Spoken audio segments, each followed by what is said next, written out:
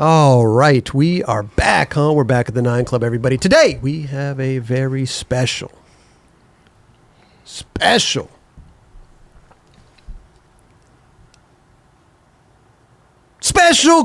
Mr. Danny Gonzalez is with us. How are you, dude? I'm doing pretty good. Thanks for asking. You like how, did that make you feel a certain way, that pause? You know, I try to build the anticipation. It did. I loved it. Good. Okay. Thank you. Perfect. Thank you for having me on the show. Much appreciated. Much love. Of course, dude. Of course. Kelly's out on assignment. We got Raj filling in the bag man over there, dude. Gonna be talking about all kinds of stuff, huh? We'll see. Okay. This is gonna be great, dude, because like listen, we grew up in the kind of the same era, you know? But I feel like sometimes when we grow up in the same era and we're still worlds apart. I don't think we ever ran into each other. I don't think we ever skated with each other. We were just on totally separate like planes of existence when it comes to skating. Yeah. Which is weird because I feel like I know you. You probably, I've seen your video. It's skating, right? I've seen you guys skate. Yeah. For sure. Yeah. So, because you grew up like in San Antonio, you said before the show, right? Yes. How did you like? Because then you made your way out here, SF. Yes. How did you like? I mean, obviously everybody's chasing the dream, you know? Yeah. Is that what it was? Sort of. Basically, things weren't going well, and I was like, oh, I should try skateboarding. And then, wait. How old are you when things aren't going well? 17. Okay. Yeah.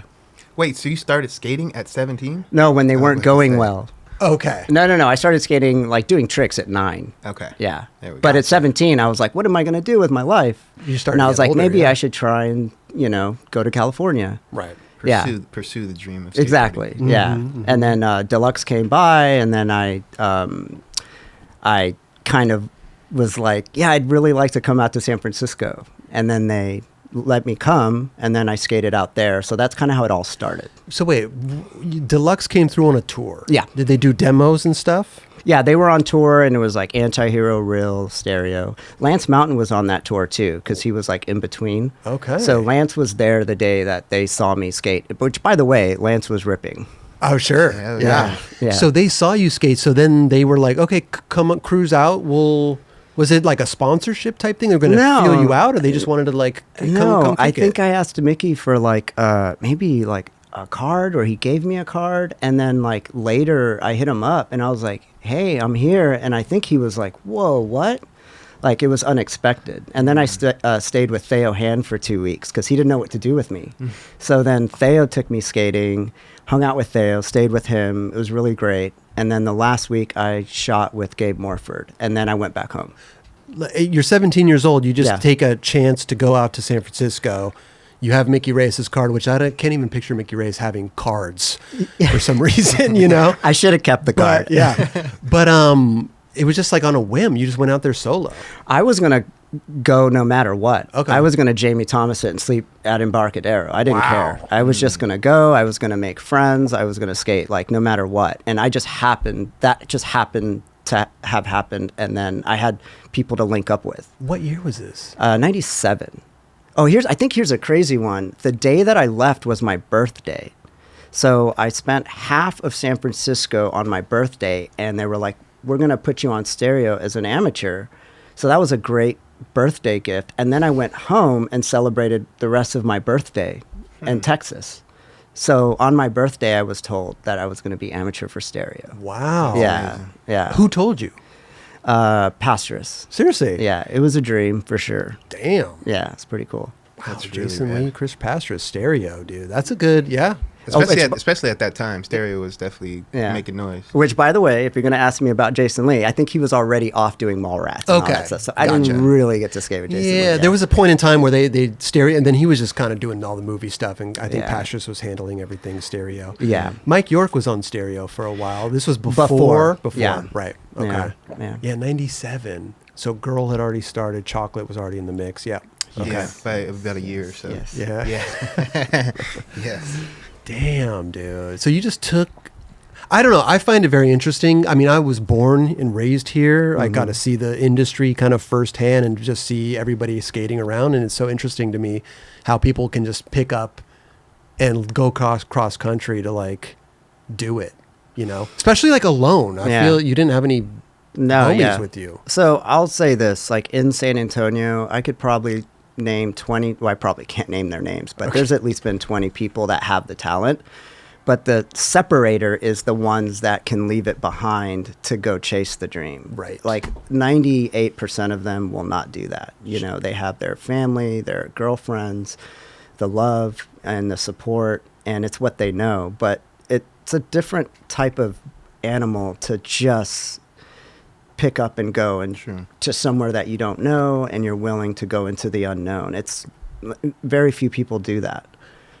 Sounds to me like you didn't even have a place to stay. You just like went there and then called Mickey. This is true, yeah.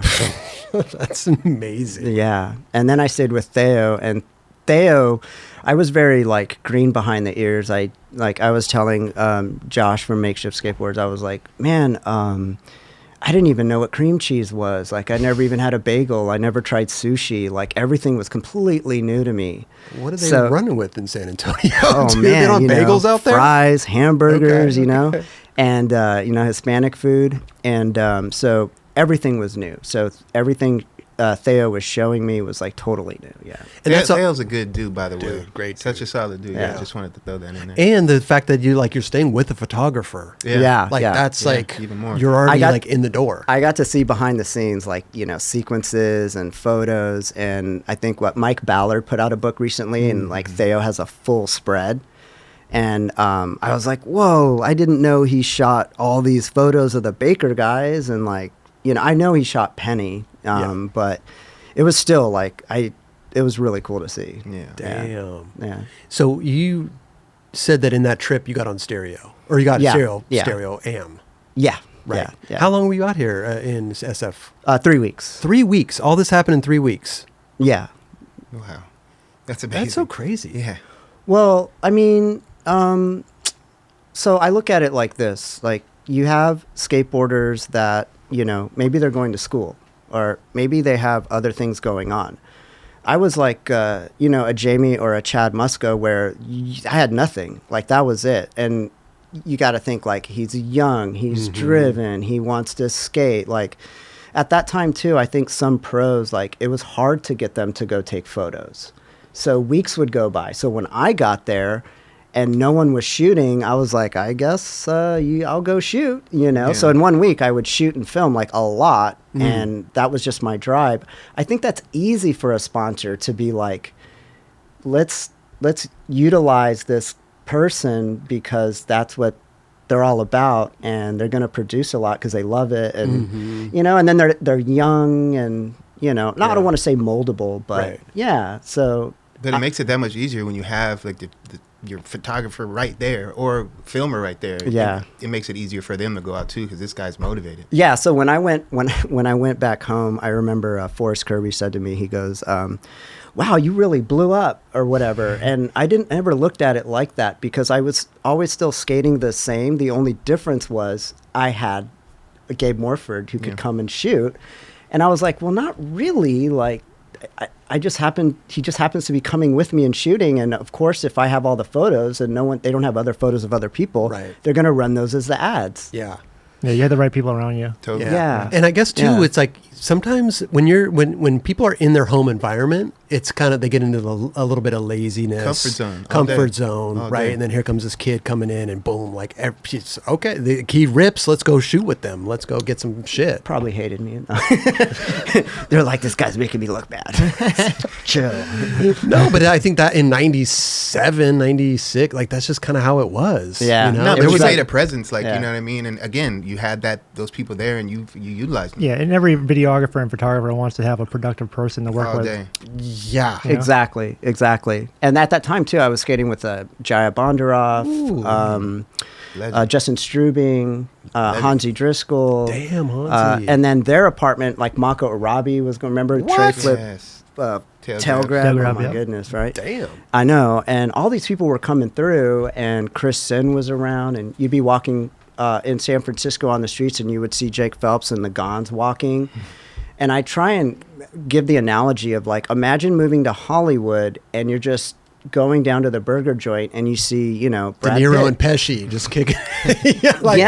It was like that at that time. It was Right. insane. That's crazy. Yeah, everybody was in the city at that time. Yeah. For sure. I mean, I wish I would have seen, Embarcadero days. Yeah. Oof, that was dope. Yeah, 5 years before that, Yeah. definitely was different. And I would see Lavar out there. It was like seeing Bigfoot. It was like, whoa, that was Lavar. Was he just doing a line down the street? Like, Never skateboarding. Really? He was always wearing North Face, walking around. What? Yeah. Like North Face was like his favorite. that's crazy. Yeah, Dude. I remember one time he was like it was like a ghost. He was in a corner somewhere, and I walked by at Pier 7. He's all Danny, and I looked, and it was him, and I was like, whoa. And kept 'Cause his- walking. No, I Did you didn't know him? Well, I know of him. Oh, you didn't know him. He just shouted your name out. Yeah, and then I looked, and it was him, and I was like, whoa, it's Lavar. That's Because sick. of his Crazy. video parts. Yeah, dude. Dun, dun, dun, Such dun. a exceptional dun. talent. Dude. Ugh. I always tripped out on like my favorite skaters knowing who I am. When you first meet them, they're like, "Oh yeah, I know." You're like, Yeah. "Oh shit."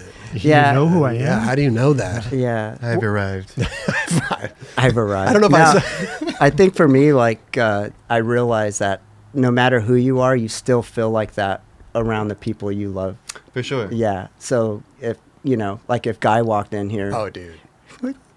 Yeah. Guy. But I mean, just what like these icon. He's just doing lines. Oh, yeah. There was that one line where he just kept going and going and going. It was like up the 2 stairs, down the 2 stairs. Like he just kept going Yeah. till he couldn't go anymore. Nah, Lavar was different, bro. Yeah. Yeah, that's that one LSU or is it? I don't know. I Yeah, forgot what everybody it is, like downtown. Krieger skated it. Yeah. Like everybody had lines there. Jason Dill had lines there. Yeah. It was like a 2-stair kind of like. Yeah, I loved watching platform. Krieger skate back then too. It was Oh, so yes. good. I remember that spot. Yeah. It was in Orange County. Was it in OC believe maybe? so, yeah. Yeah. Yeah, so I got to meet him, and I was really happy. Of course, I met his brother, Henry Sanchez. Yeah. I met, and Henry was like the godfather. Like everyone followed him. Like if he said we're rolling out, everyone would just listen and leave. Like he owned that place. Right. Yeah. So yeah. Did you have any like problems? And now I want to go back to like San Antonio and how you even arrived in San Francisco. But like, did you have a easier, because you were already with these photographers, did you have an easier time fitting in?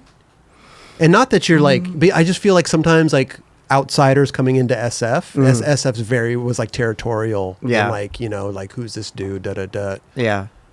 I was very aware of that. And if I went to Pier 7, I wouldn't just skate. I would watch and look at the rhythm, the pacing, the lines, and get an idea. And then also, too, it's like surfers. Some come in, some come out, and then you're like, okay, they're chilling. Let me get in there. Like You know there what were I mean? 6 people, now there's 3. Yeah, It's a little. and the main dudes are, or if someone was filming, it was like, Right. you want to just like stop. So I was very conscious of that, and then also because I was with the Deluxe guys, people I think kind of knew. Oh, he's with. That's why I was Deluxe. asking you. How kind of had it in already? Yeah, you already know? have that stamp. That's Right. already like a kind of Right. Yeah. And Yeah. then you got on stereo, but that was like kind of like towards the end of your trip, I guess, right? Well, that the Pier stuff was later, just kind of fill in the vibe. Okay. But that first 3 weeks that I was there was definitely like Theo took me to spots and we shot a little bit, and then Morford took me to more like bigger spots, the more famous spots, I guess you could say. Okay. And I didn't know what to skate. I was just like, I don't know, just take me. And he was like, do you like gaps? And I was like, well, not really. I'll do a gap, but I don't. I'm not really a gap guy. And he's like, well, do you like ledges? And I'm like, well, I'll do ledges, but I'm not really like. I was never really the guy for anything. I just could skate kind of everything at a medium level. Let's go to Wallenberg. There's ledges and gaps. Yeah. I know, right? Yeah. Well, the first time I saw the EMB, the Gons, I was like, okay, I gotta ollie that real quick. Did you ollie it? For, Oh yeah. Oh yeah. I ollied it. Yeah. And then same with Wallenberg. Kickflip melon, right? Yeah. That was later. But when I first visited, I was like, I was like the kid that had to do the gap that everyone else Right. did. Because Yeah. when I grew up skating, I really liked John Montesi and Jeremy Ray and people who did big gaps.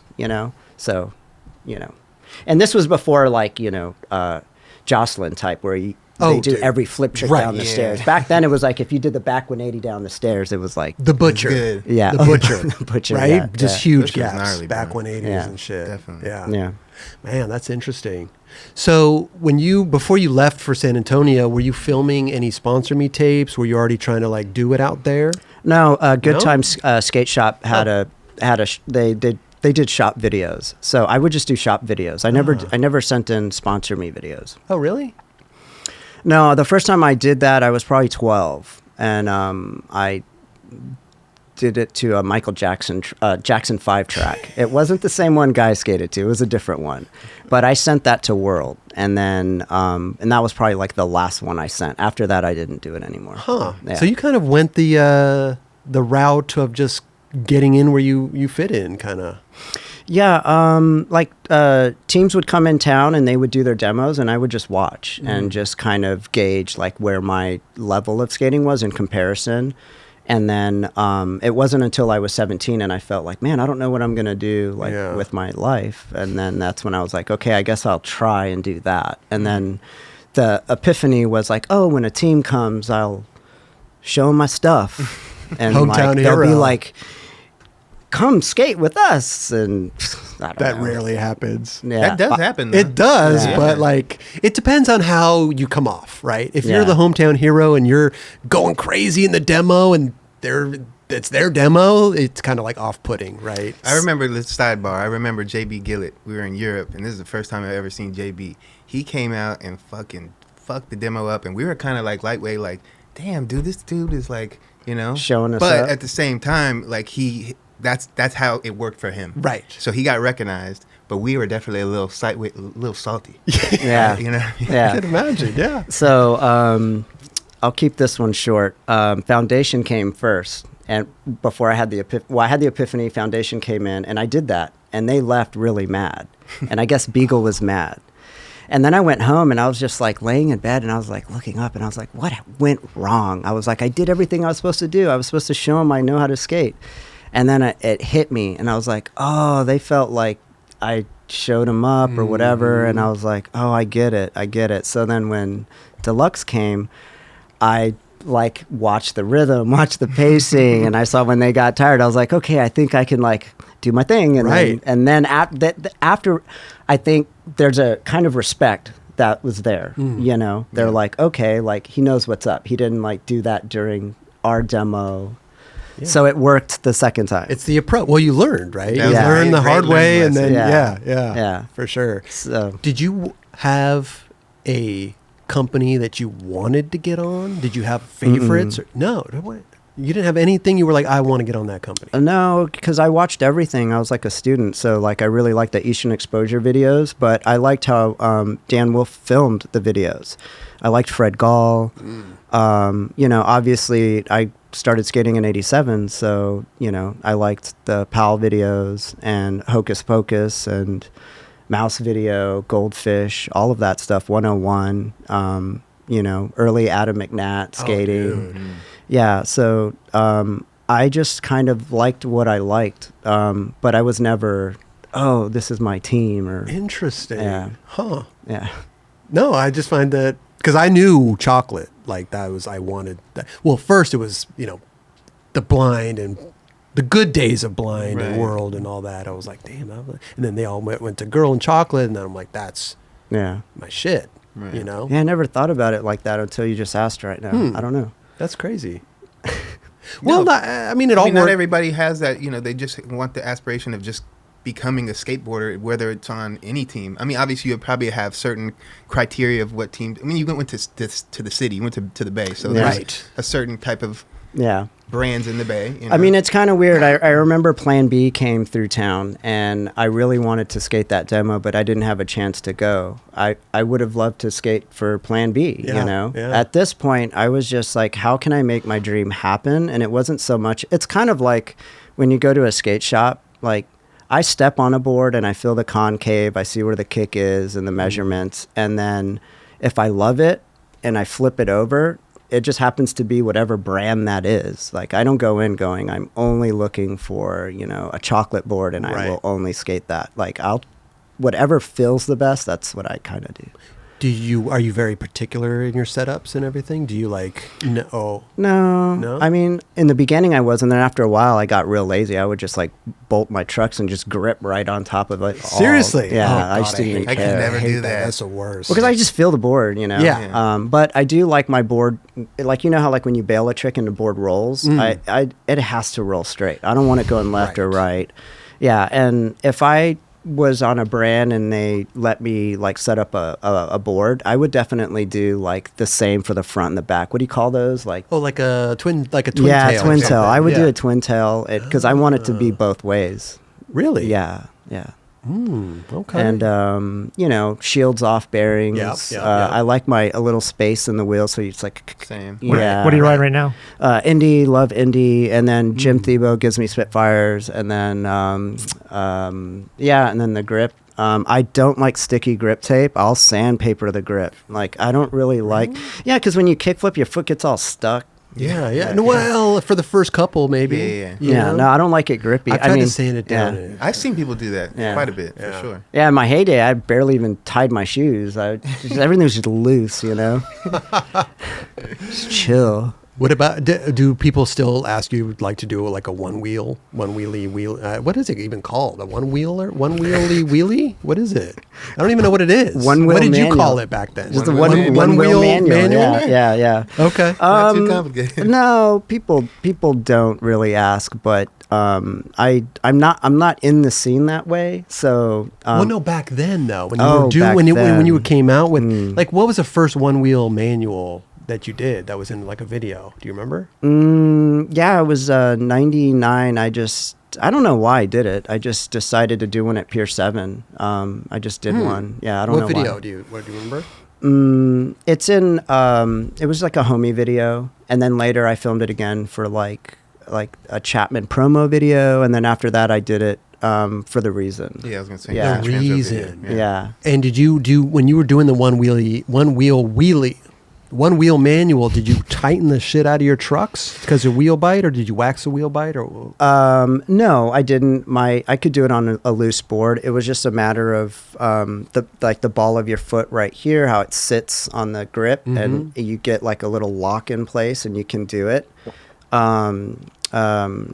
Andy Anderson, he designed a wheel now that I think makes it easier. But like, let's hypothetically say somebody wanted me to film a trick like that, and they're like, hey, heel flip into it or ollie 180 into it and do something out of it, and I knew I was going to do it multiple times, it definitely helps to sit there and ratchet your truck tight. Right. But if I'm just skating to skate, I wouldn't tighten my truck. Cruise around. Because didn't you do the one-footed wheel? No, you did the... One-footed nose manual, but not on one wheel. Oh, not on one wheel. Okay. Yeah. God, I'm Which- thinking, man. Which I think is doable, but Yeah. to flip into it would be really hard. For sure. Yeah. For sure. Because Yeah. you could ollie... It's just like the one-footed, like, nose wheelie. If you were on the bolts, kind of, and then leaning forward, bit. you could, like, kick your back leg off, or vice versa. With little the, bit, yeah. With the manual, yeah. I remember in Tampa, Peter Smolik, I think it was Peter Smolik, or was it Carroll? No, I think it was Peter Smolik, asked me to do the one-wheel manual on his board because I think he thought I tightened my trucks too. And he skates loose trucks. And he's like, can you do it on my board? And I was like, yeah. And then I did it.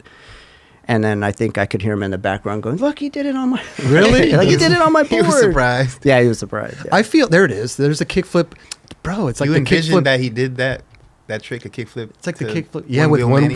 yeah. The- It's that kind was of a Mandela effect, I think. Yeah, I wanted that part in itself. I wanted to be longer. I wanted to do a lot of other tricks, but I didn't have the opportunity because that was when when you got I hurt. hurt my knee. Yeah. Oh, but Yeah. that's an interesting... How long did that take you? The kickflip, body varial... I think all of those three moves was like probably 45 minutes. It wasn't Okay. very long. That whole So- part, I think, was a few days of filming. Let me see. So kickflip, you kickflip, body varial. You just basically switched your front foot to the back foot.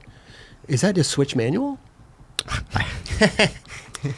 It's just a kickflip, It's a switch one foot It's a manual. It's a kickflip, body varial, switch manual. Yeah. I don't know. Right, Raj? He's... It's a kickflip, 1 foot manual. That's just how I say But it. it's but you're doing it with the back with your front I see foot, what which you is mean. switch. Yeah. I he's see what doing it you with a mean. switch Like foot, you so yes. Yeah. Yeah. Essentially, if you were going to break it down, you can say that, Chris. Thank you. So the reason why is because the first year I skated, I was a freestyler. Dude, Really? I didn't know that. Yeah. It makes No complete way. sense watching so you now. the one wheel manuals, the one-footed manuals, and nose manuals, it was all freestyle. So that's what I used to do when I was like 9 years old. No Yeah. way. So Amazing. Per Willender, Kevin yeah. Harris, and Rodney Mullen and Rocco, those were my favorite skaters until I saw Nadas Kappas. There you go. And I was like, I got to learn wall rides. That's amazing. Dude, So when you think about it, I was talking to Josh about this. If you look at my tricks, it is street and freestyle combined. Think about it. Yeah. Kickflip is Mullen, Wallride is Nadas. Wallride kickflip out. It's freestyle. Like kickflip, 1 foot nose manual. You could argue kickflip, right, is freestyle because Mullen, but kickflip nose manuals was really a street move. But to add the one leg, that's a freestyle. So all my tricks are really freestyle street mixed. it's funny because like That's outside looking in, I would never even think about you doing freestyle. Like I just thought you did like some wacky tricks. You know Alex Moll? Yeah. So I went to Huntington and visited those guys to skate, and Alex said, "You used to freestyle, didn't you?" And I said, "Yeah." He knew. I didn't he even called think it. about that. I said, "I did." And He's he's the all, only "I one. knew it. Wow. I knew it." Okay. Yeah, he knew. Damn, Is he the that's only one who's funny, ever dude. like He said just figured knew it that. out. That's amazing. I mean, Yeah. now that I look at it, I'm like, oh yeah, 100%. It makes Yeah. complete sense that you start like you freestyled at one point. Yeah. There's- And then the kickflip melon grab is because I was a big Matt Hensley fan. I loved Matt I Hensley. love how you took inspiration from a lot of people or Well, you went through the generations. Yeah. Like, Yeah. you started, essentially from the beginning of street skateboarding. Yeah. well, because I said this before the show too, but like when you were doing the one wheel wheelies and stuff like that, and when people kind of strayed off the normal path back then, it was kind of like, I don't know, not Circusy. You know what I mean? A little bit. Like I feel like, did anybody ever like? No, This wasn't even- No, because I think there's a difference between someone who does circus tricks for the sake of being creative and different to do something kind of new. But Right. I always felt like what I was doing was progressing the sport in a way. So Like to- Simon Woodstock is more of like well, the clown type skater. well, he would literally was dressed as a clown, I think, and rode a surfboard and went down Wallenberg. But I think it's one of those things where I had been doing it for so long, skateboarding, and it was just an evolution thing. So to kickflip into a one-footed nose manual didn't feel like a circus trick. It felt like I was taking it one step above. Right. Yeah. So I never really felt like my moves were circus. I just felt like, okay, well, if it's a manuals on 2 wheels, let me just do it on 1. Right. So it wasn't like I was like, oh, let me do something circusy for the sake of, so like a wall ride kickflip out. Just can't classify that as circusy because it's an evolution jump, right? For sure. Yeah. Yeah. Especially because people are doing that now. Oh, yeah. You know what I mean? Yeah. Yeah. And then like body varials, that was a freestyle thing, body varial. So like kickflip, body varial switch crooked grind, like that is more of an evolutionary jump. It's not Right. necessarily a circus move. Right.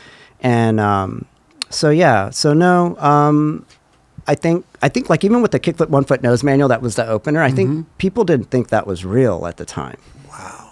Because they couldn't believe like, wait a minute, Yeah. Yeah, I think a lot of people maybe just played it safe back then, and kind of didn't go. I mean, Because, like as I was saying, like pressure flips came in and pressure flips went out and nobody was Yeah. doing pressure Yeah. flips No, except Nate yeah. Sherwood, no, I get it. I They're still doing them. Well, there He's was still doing them, yeah. there was early grabs off launch ramps. There was hand plans, right? And then there went to kickflips, learning kickflips. Well, you know how to kickflip. The kid in the neighborhood could kickflip, right? And then there was obviously later pressure flips, late shove Late its, shoves, yeah. impossibles. Yeah. So everyone kind of had a thing. And then now what? It's like bigger this, bigger that, or pinch into this, pinch into yeah. that. So yeah, you kind of learn all those things. But yeah, I don't know. I want to just talk about the Wallenberg really quickly because the kickflip. I mean, look at how you got some. Like you popped the shit out of that. First of all, like yeah, I know you wanted to clear that motherfucker, but you did it in the time where you had to roll down the street. There was no drop in. Well, which is very. I want to hear about that. Yeah. So to the back is a wall, and Right. it's about 30 yards. I think Steve Nesser did it from the Measured wall. it. Yeah, Yeah. Pop shove it from Well, the wall. most people would do it from the wall. You Right. stand at the wall and you run, throw your board down, and you get 2 pushes, and then you have to get into setup. And then before you even are comfortable in the setup, you're launched. So that's what made Wallenberg so hard and why nobody could really do a kickflip down the stairs. Right.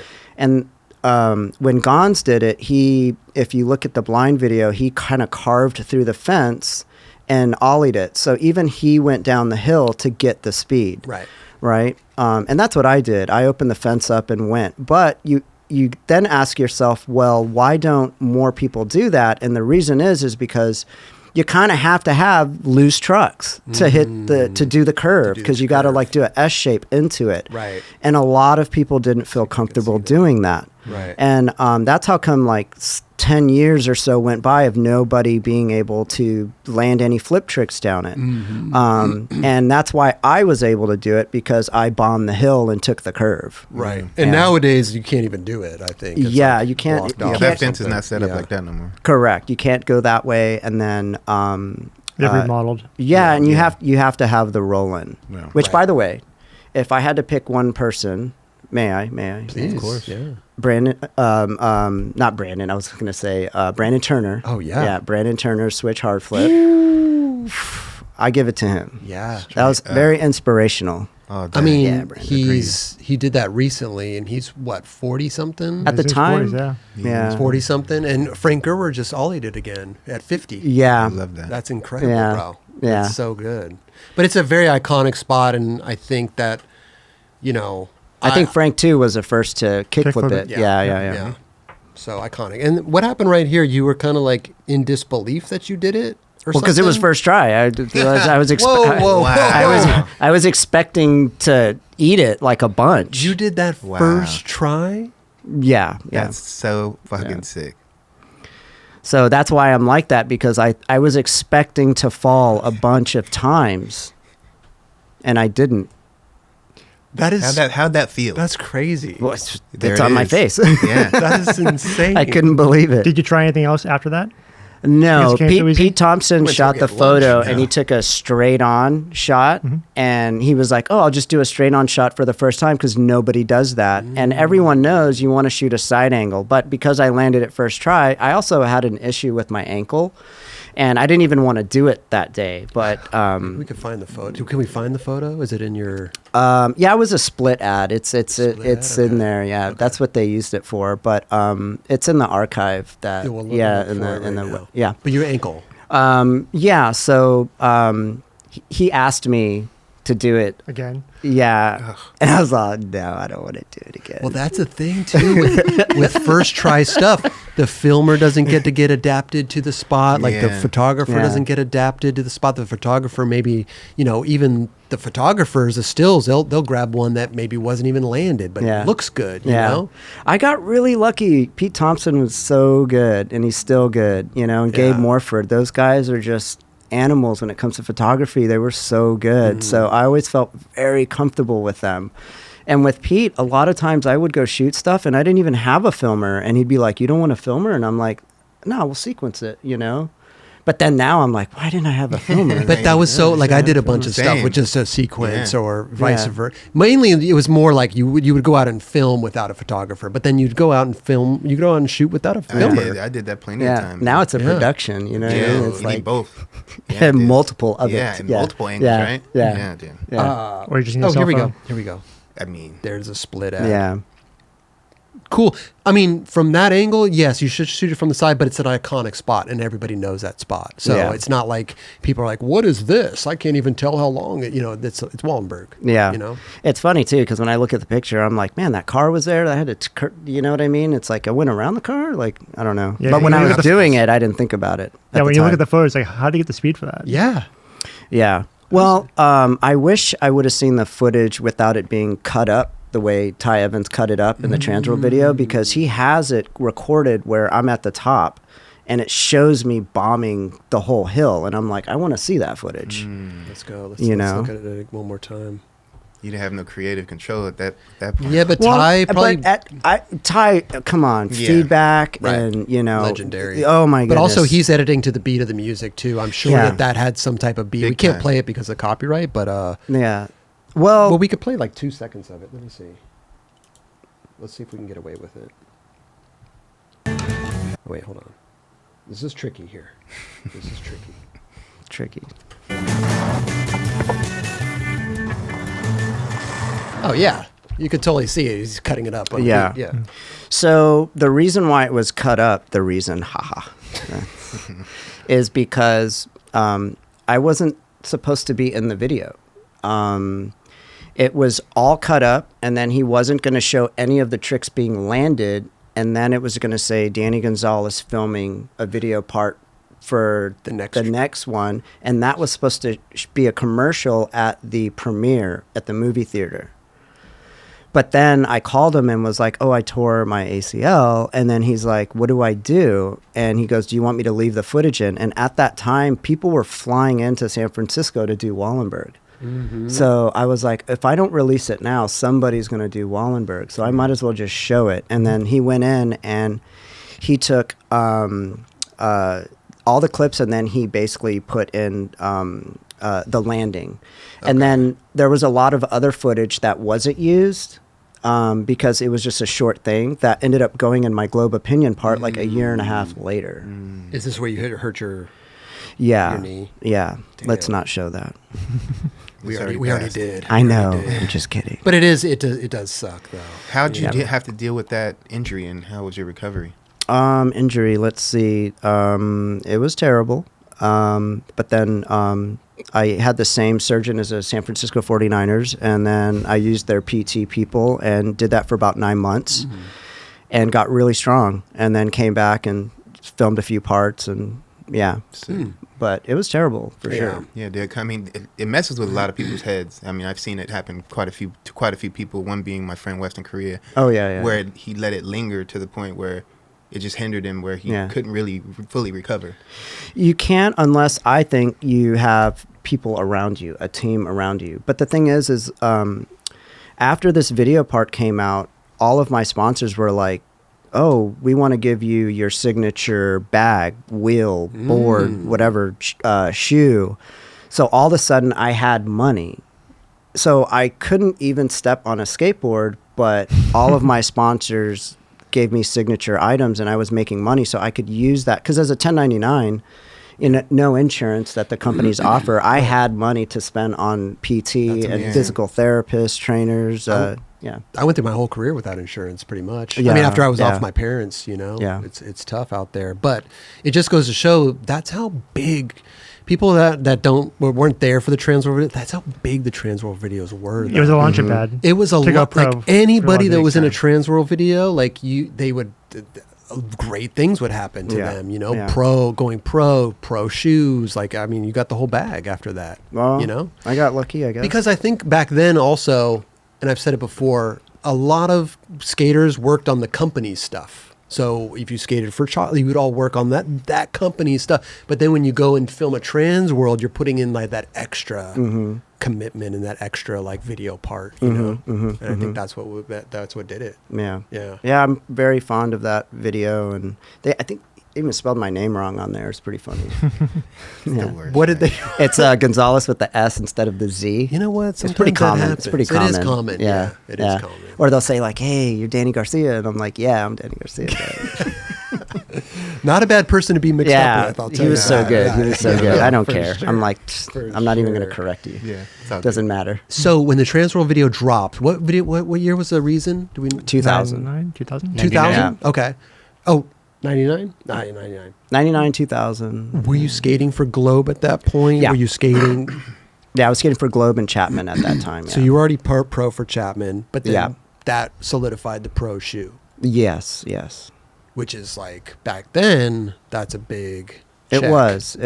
I think it was on average 10 or 15K a month or something like that. So good. After you got Yeah. the pro shoe. Yeah. Or before? No, the shoe. Okay. The shoe.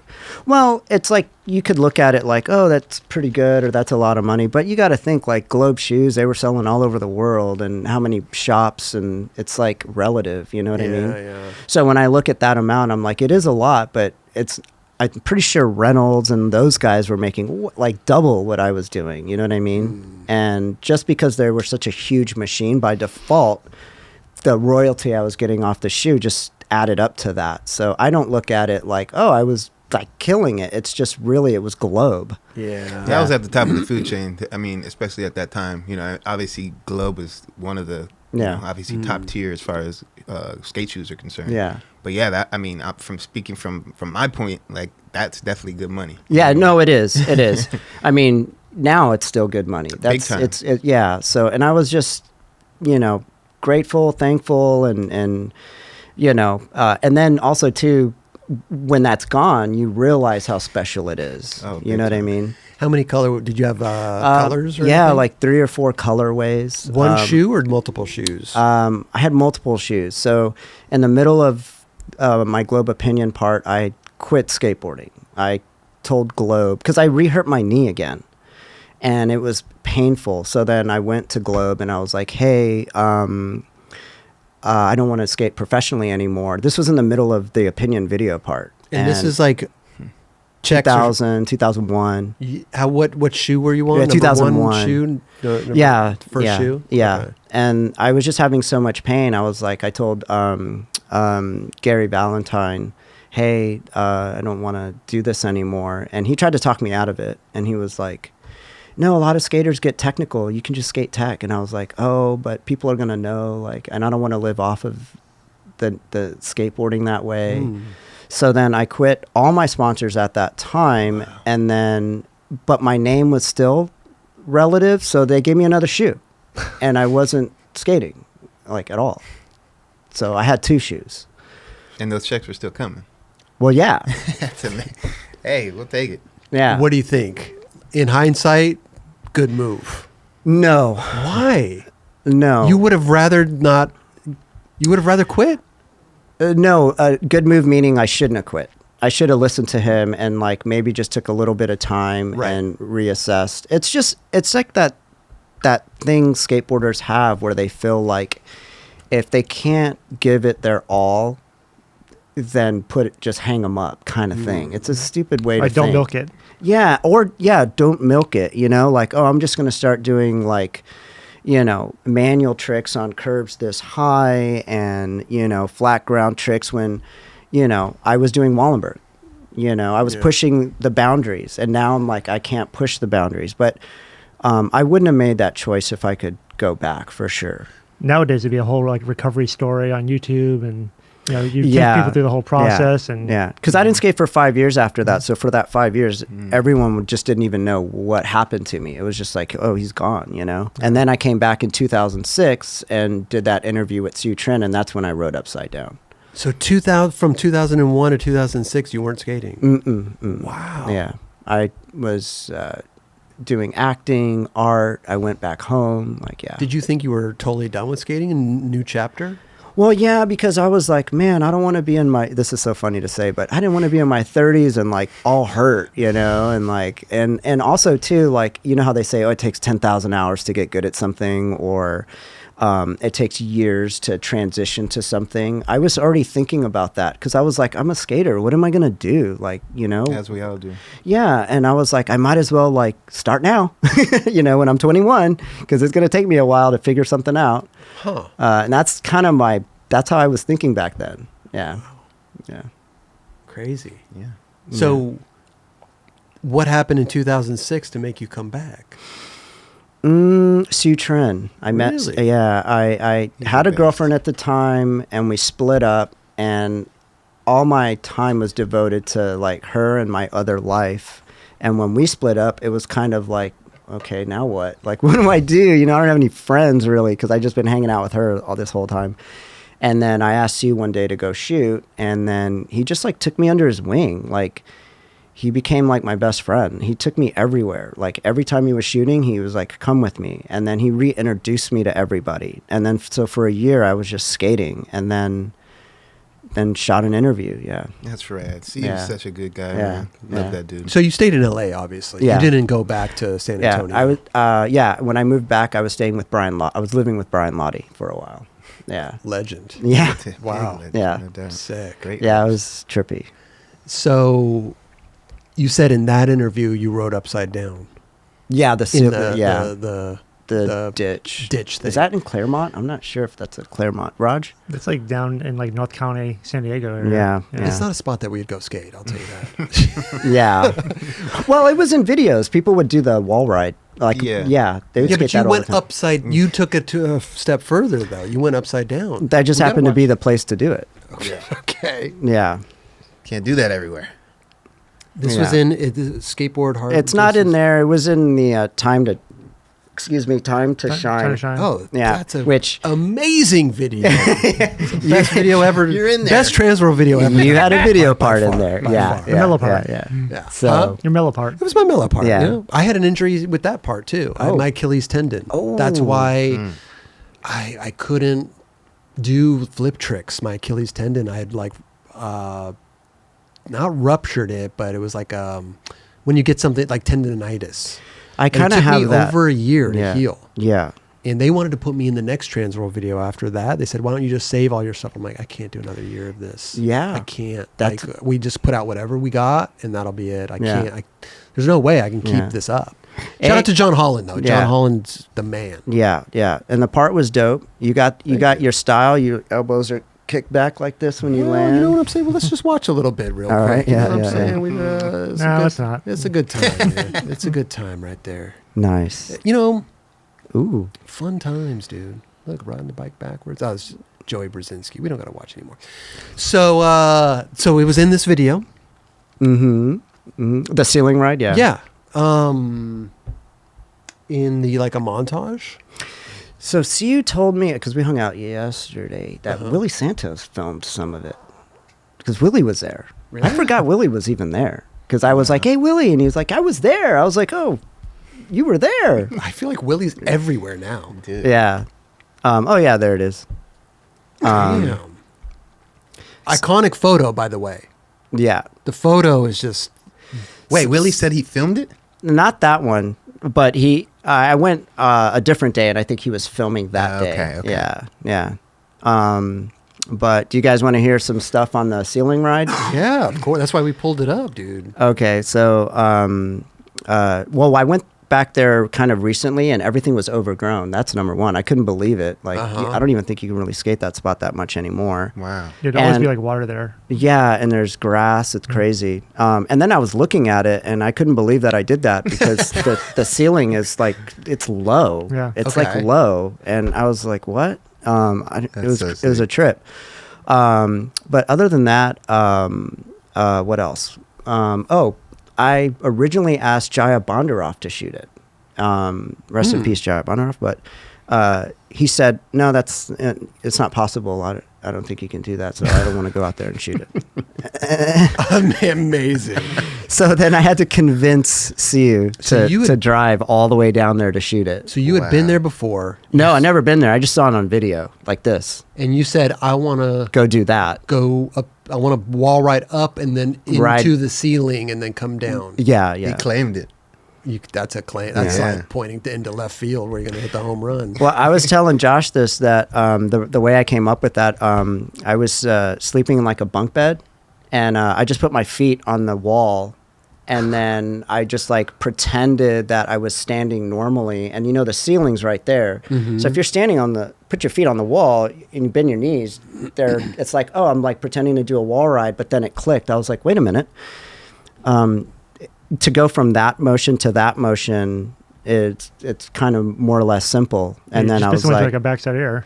yeah. So then I was like, oh, once that clicked in my head, I was like, oh, it's doable. I just need to go there. You need to find that spot, and this happened to be it. Yeah. I mean, Did your back hit the ceiling at all? No.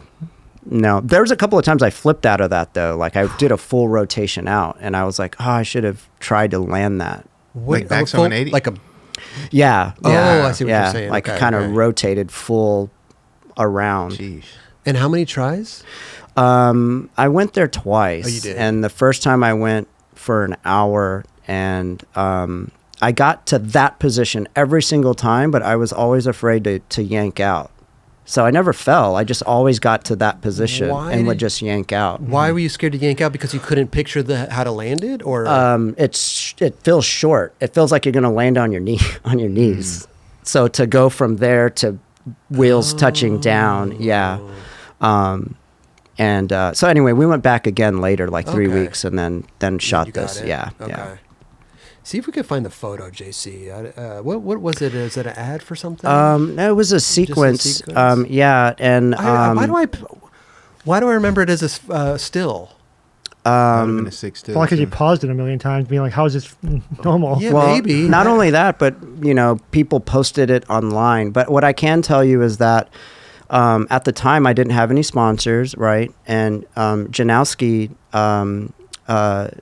had sponsors and had the Pro Spotlight, which was 20-page, I think. And his sponsors also paid the mag for advertising. So Pro Spotlight, your sponsors are paying, Janowski's sick. Mm-hmm. So it just makes sense that the Pro Spotlight guy gets the cover of the mag, right? Mm-hmm. So that was not, that was just in the interview. It wasn't in the cover or anything like that. But I think in Transworld 25th anniversary, they put a little blurb and was like, out of all the photos we've taken, this is the one people said the most should have been a cover, and we messed up. We should have been a cover or whatever. I mean, yeah. But is it also? Let me go back to the sequence. And then quick. I met Where was the sequence? Janowski, and he was like, "Oh man, I'm sorry." He was even, and I was like, "Hey, it's totally fine. Like it's totally fine." But it is also, I will say, like it is also how the photographer shoots the photo, if it could be a cover or not, right? That Transworld logo would have fit perfect on top. Yeah, it could have been. Where? Right here? Yeah, right top. Right above the bridge. I wish Charlie could mock that up right now. We would have. Yeah. Huh. Yeah. But at least they gave you the the nod. recognition. I just was skated with Dave Swift just the other day, and we talked about that. And I think even he was like, maybe we, it's not, I don't want to call it politics, because it's not about politics. It just Sometimes makes it sense. is, though. Politics direct play for sure. Sometimes Right, it is. but in the sense of like, your sponsors are giving the mag a lot of money and your pros doing that. It just makes sense. That's business. To me, I think of it as that. It's not like politics, like, oh, we're snuffing, you're getting, what's the word? No, it's a business. That's Yeah. So from that perspective, I totally get it. Like, it's fine. No, it's not fine, Danny. This is why we have fake news. Huh? This is why we have fake news. Yeah. Hey, well, we can still put it up there. We can. Our boy Charlie's a photoshopping genius. I mean, they could have held on to the photo as well. Yeah. Right? Yeah. For the next They month. could still put it on there. This is true. What year was Still. 2006? Yeah. 20, Go ahead and do 21 years later. Yeah, and then say we're sorry. No, I'm just Sorry. Our we apologies. apologize. Our apologies. No, but I remember this being I remember seeing it, and, it's one of those tricks that when you see it, you don't forget it, Tell me to name one skater and their ad or their, I probably couldn't. Yeah. But this I can definitely recall. Because it was just nobody had ever gone up a Wallride to upside down and come back in, I will say this about that move. As a street skateboarder, it was really nice to get compliments from bowl and vert skaters as a street skater. Yeah. That was cool. Oh, interesting. Yeah, because even they appreciated it. Yeah. I think snowboarders, like whoever, For it just cut across all genres of skateboarding, which that's what I loved about it. Who's like the one person that surprised you the most that talked to you about that? Well, I used to work at the Apple Store when I got like a regular job at the Grove. I worked there for a few years, and I remember this was right around the time that Lords of Dogtown, the documentary or the movie came out. Mm-hmm. And I came into work, and they're like, "Danny, Alva was here. He was asking for you." And I was all, "What?" He's like, "Yeah, he said the guy that went upside down he's here." And I was like, oh, really? And I missed him. I didn't see him, but that was probably like the craziest thing. How did he know you worked at the Apple store, dude? Well, I mean, I don't know. I would have come. Shit. The Apple store is pretty much down the street at that time. I saw Jerry Hasu there. I saw. Oh wait, you were the one right here? Yeah. Wait, which? The Grove. Oh, the Grove. Yeah. Okay. I saw Beagle and Spanky, Brian Herman. Yeah, Brian Herman and Dylan Reeder. I saw there. Wow, that's amazing. Yeah. And Reynolds. I saw Reynolds there. Would anybody ask you for a discount? Maybe. Did they say, "Hey, dude, Danny, what you?" No, but buying this new MacBook, man. No, I remember. You know how like you guys must know this when you feel eyeballs on you. Oh yeah. Right. Oh yeah. So I remember I was working and I just felt like heat, and I looked to my right and it was like 5 guys from Europe and they're just like staring, and I was like, oh god. Was this like Sven Kitchelman or something? Like, who was this? They knew who I Yeah. was, and I think they were tripping that it was me, and I was just like working there. And you ever seen that movie, The Wrestler? You've heard of it? Yeah. Where Mickey Rourke is like working, and he's like cutting behind the counter, and he's cutting meat, and they're like, "Hey, you're the wrestler," and he's like, "No, that's not me," and he's like embarrassed. Right. Well, that's how I felt. So then imagine. I went and hid. Let me take a 5-minute. I had to take a 5-minute. Yeah. Speaking of like eyeballs on you, did you ever have like a hard time with that, or were you like fine? Well, out in the field though, like skating and like, at parks. I think in general, you know, how do I say this? In the beginning, you feel awkward, right? You're seeing people that you grew up in videos, and then you become kind of awkward talking to them, and you're not yourself. And then also to being around a bunch of people, and you grew up in a small town. So yeah, definitely, I'm more into my own now at my age than I was then, for sure. Right, Yeah. right. It's a lot, I think, for some people. Some people are really good at taking all the eyeballs on them, but some people, it wasn't for me. Yeah. Like I would feel awkward when I'd go to a skate park and I'd feel everybody looking at me and I'm trying to like nose slide or crook. It was just like it's. Well, because of this show, you get it a lot. Yes, but I don't have to go out and do a crooked grind in front of them. I'm at the supermarket, getting my my toiletries and stuff. That's when it happens. Yeah. Yeah. So, but I don't know. It's just I don't know. It's a weird thing, when you're just doing something you love and then all of a sudden you get recognition for it. Plus, like there's some companies too, like chocolate, that was kind of like up on a pedestal. Yeah. It's like there's this like company. Yeah. So the one thing I didn't like was if you tour and you a lot, you get stuck doing the same tricks because you want people to think you're consistent. Yeah. And then all of a sudden when you get back home, everyone's learned all these new tricks and you're still doing the same thing, and you're just like, fuck, like I don't think I'm that good anymore, and like I need time to get better. Yeah, but when you would go on tours, I bet people were asking you for the ride upside down and the one wheel nose wheelie stuff and the No. Really? No, I was touring with Rodney Mullen and Gershon Mosley and Chet Thomas. Those guys were animals. I mean, they were machines. They shut the damn demos down. Exactly. I was just like, let me do my one trick. I had more tricks, but what was your like demo trick that you would cruise out there?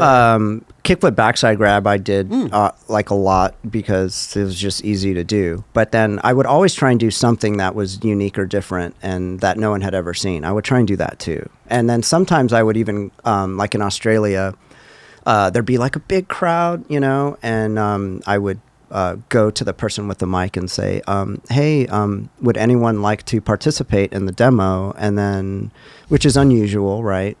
And all these kids would raise their hand, and I'd pick one, and they'd go out, and I'd put them in a position, and they'd hold their board, and then I'd go off the ramp and do a 360 kickflip foot plant and kick their board. Really? So amazing. Yeah, and the players would go crazy.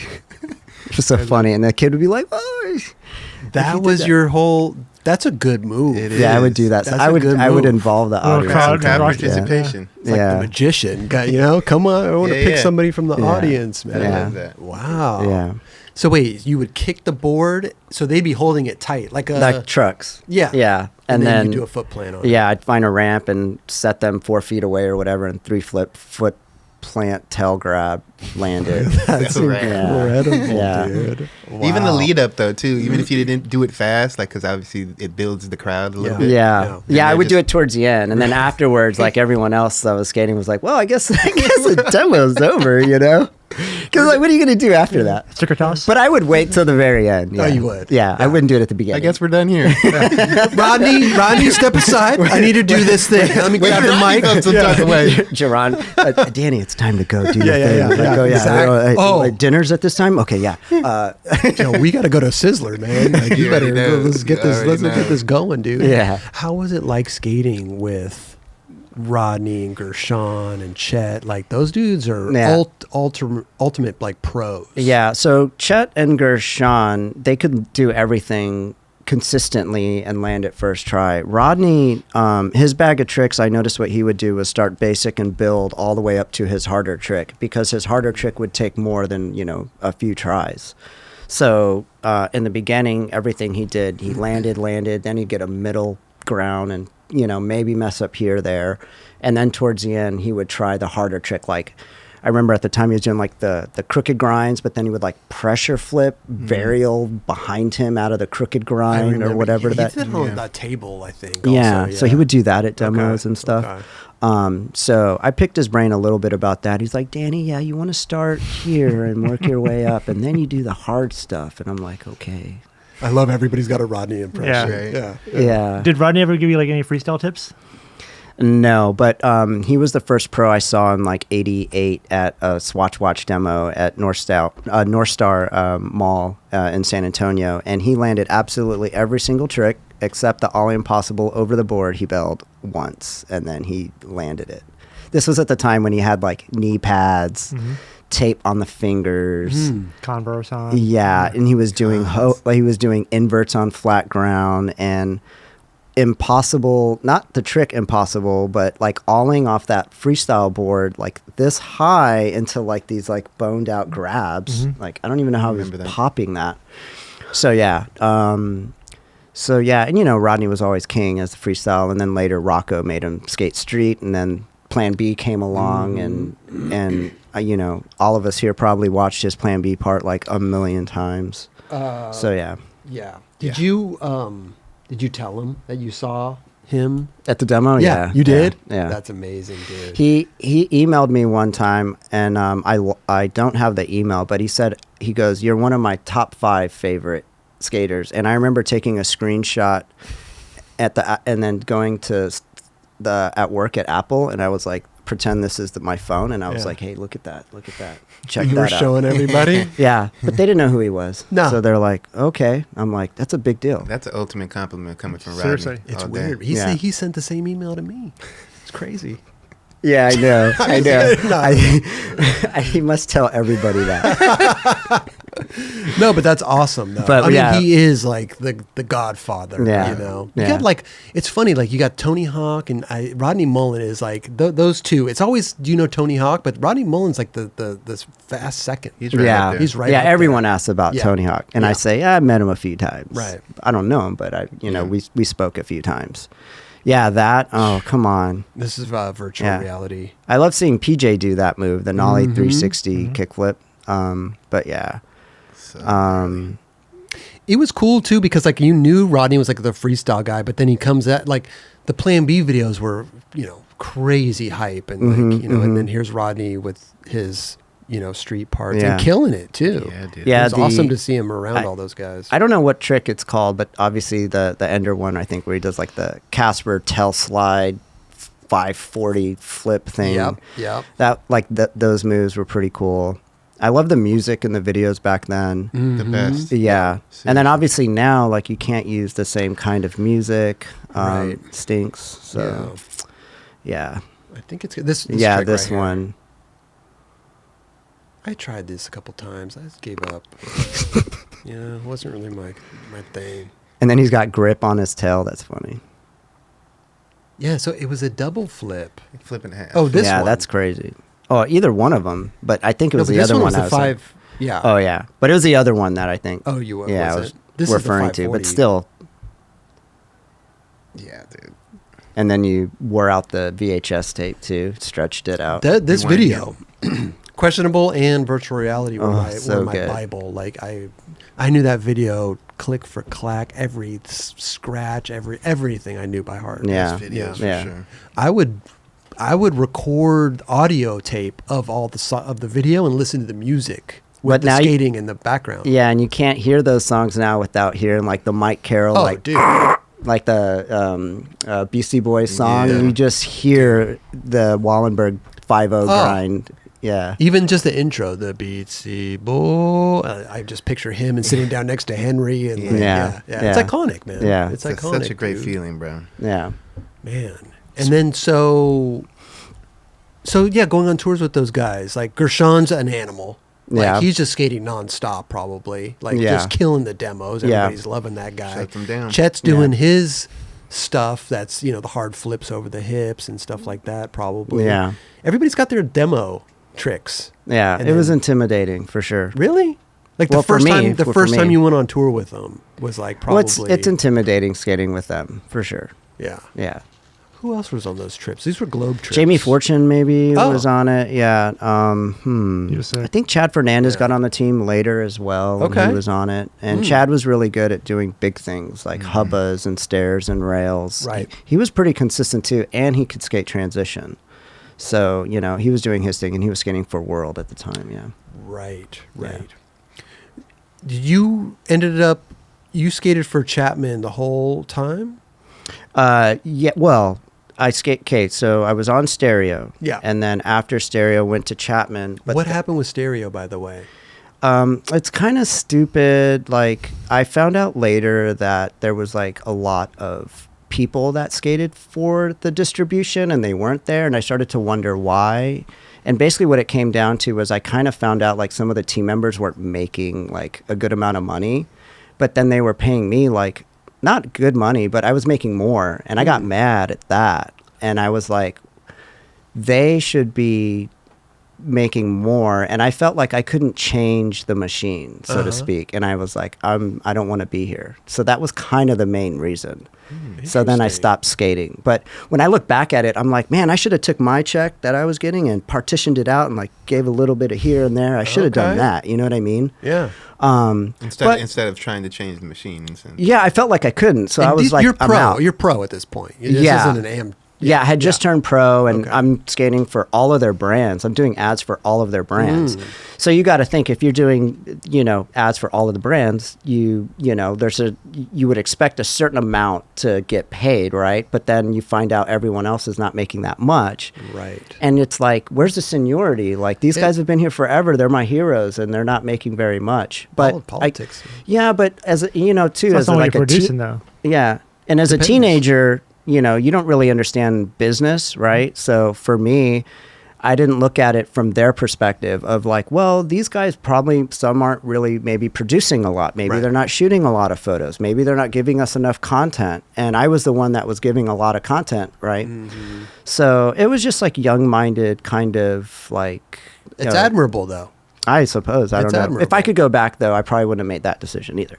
But so at least then... it wasn't the other way around where you weren't getting paid and you were doing all this work. yeah. You guys are for paying sure. me too much, and these guys aren't getting anything.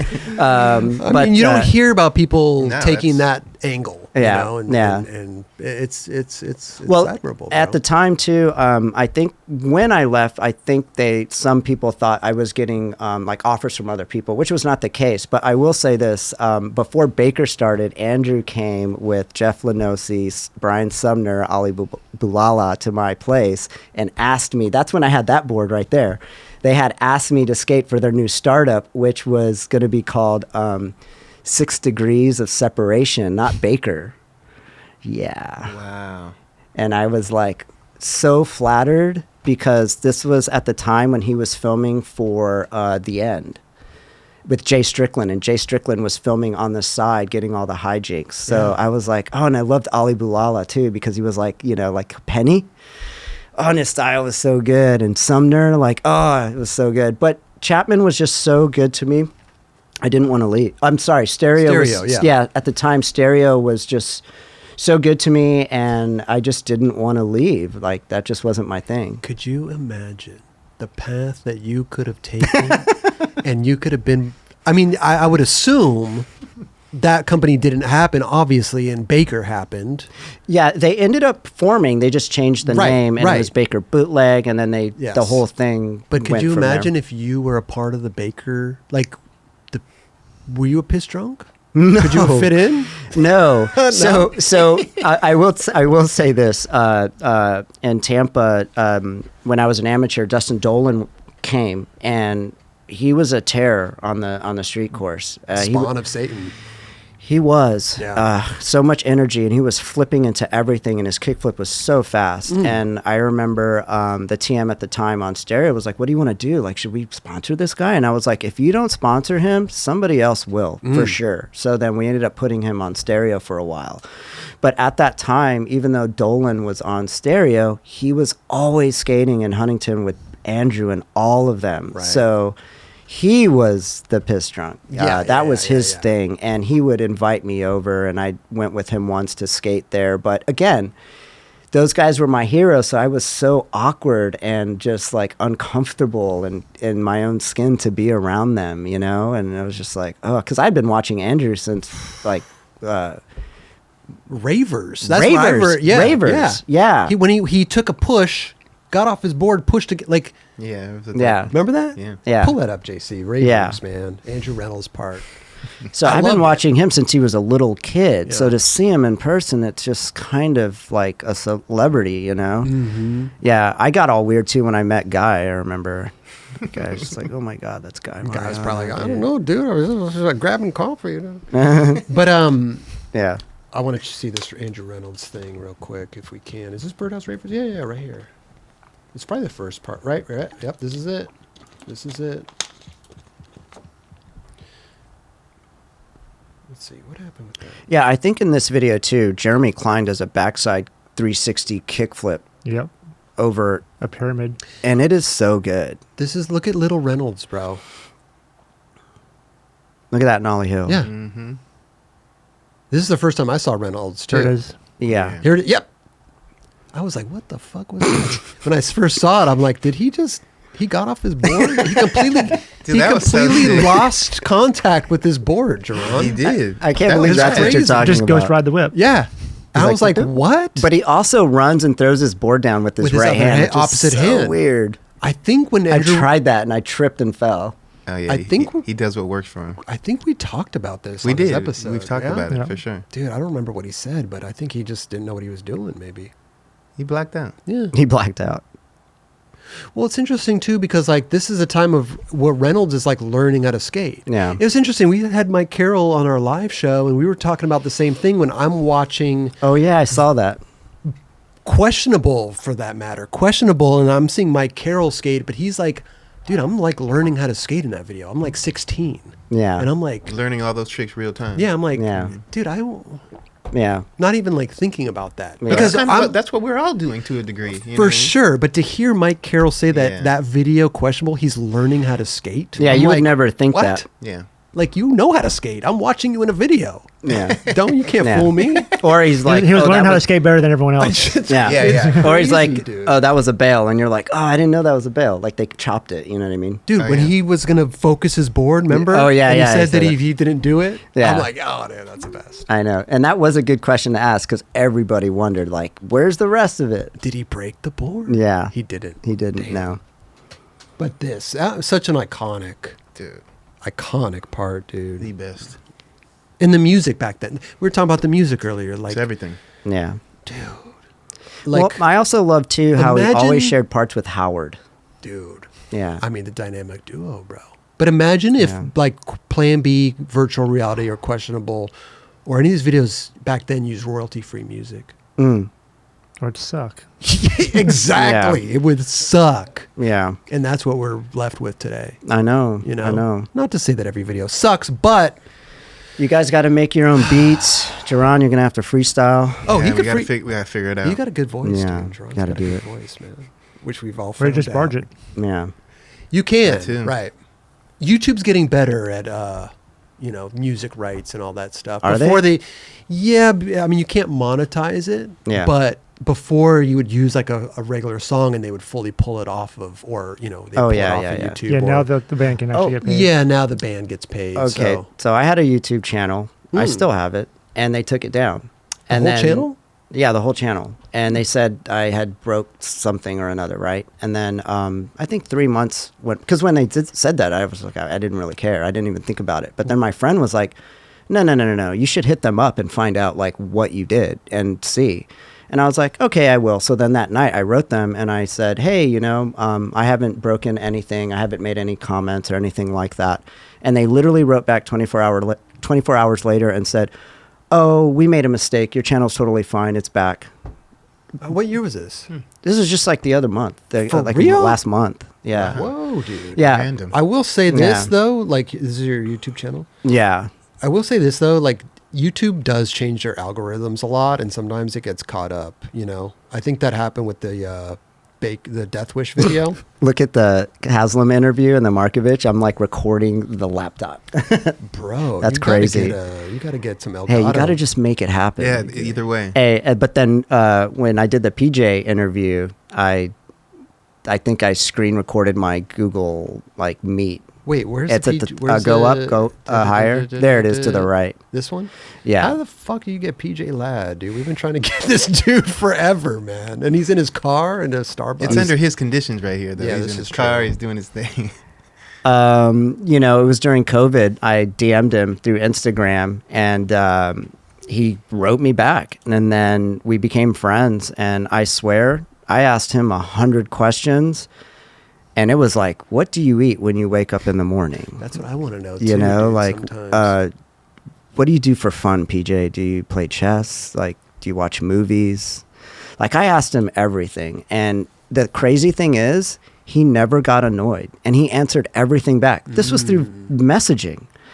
And then 2 years later, I had asked him, hey, we should do an interview. And he goes, yeah, let's do it. And then I said, you know what? I only have like 50 subscribers. Like, my videos get 100 views. Like, you should go on the 9 Club. Like, I don't want you to waste your interview on my thing. And he didn't care. Yeah. He just didn't care. And then a year after that, I was like, you know what? Screw it. I'm just going to do it. And then I hit him up, and then we did it. And then I think within the first couple of days, there was like 20,000 views or something like that. Well, he's a guy that people want to. You don't really hear from him that much. Yeah. I will say this, though, that I asked him a lot of questions, and sometimes I didn't really get too much of a response from him. Gotcha. So to keep the pacing of the interview, I kind of cut some things. And then I asked follow-ups, but sometimes in the follow-up questions, he didn't really give me much. So then I just kind of like had to cut around that. Because some of the comments I got was like, why didn't you ask him about this and this and this? And it's like, oh, I did. Yeah. I did ask People, every It interview. was just a one-word answer. Oh, yeah. But that happens all the time, too. Dude, I asked him about a skater. I'm not going to mention the name, but I was like, what do you think about this guy? He's a good skateboarder. And literally he was stoic and he goes, nah, I don't think about him. And there was a pause and I was like, whoa, like he is so secure in himself. Like, he doesn't feel the need to be like, yeah, that guy's really good. Like, he just didn't care. He said, nah. Well, he said, I don't think this about is that this is guy." going to get 100 views, so I don't care. No, but it's true though. Like, we used to do the same thing. We used to edit the episodes to make the pacing fast and everything. Yeah. But we got to a point where we just do the camera cuts now, and Yeah. if there's crazy dead space, we'll take that out. Oh, man, I but cut we- everything. Ands, But we used to whatever. do the I sa- cut it all. we So used it's to like do I'll take this- an hour and a half, turns into 15 minutes. We I used to just do the cut same it. thing, dude. Our episodes were like 20 minutes, 30 Yeah, minutes. What's that when we song? first Hey, started. this interview's way too long. We need to cut it. Cut it. Cut it. What's that song? Yeah, I know what song you're talking about, for sure. I say that all the time. Like, when I was working at Apple, the prices were too high. I was like, hey, your price is way too high. You need to cut it. I don't know that song, but Oh, it's a It's rap song. It's a rap song. is It's it? a- Okay. But you guys, so do you post? You haven't posted in 9 months. The will Marcel post- Johnson was probably like the last thing I did. Oh, cool. Honestly, I will only post when I feel like it, because I'm not trying to really grow that. Right. So, like, say if either one of you were like, yeah, I want to do something, I'd be like, let's do it. But I'm not really gonna Stick at the calendar and all that. Oh yeah, go to that one to the left. That one. Josh hasn't seen this one. This was when I was trying to learn Wallride Mctwist out at the same ditch. That's why I bring it up, because it's the same ditch that I did the ceiling ride. Is that Patrick Milcher? Yeah, he was there. And those cushions I found around Koreatown, and they were totally filthy. Oh my god! On the side of the road. That is disgusting. They definitely bro. had bugs for sure. Good Wow. Lord. But you seen that movie Rad, right? With the, Yes. that's where I got the cushions from. So you So were good. trying to. You never did it. No, Oh. no, I was going to try and do that trick for the Globe Opinion part, but then I remember I hurt my leg again, and they built the whole thing for me, and I hurt my leg.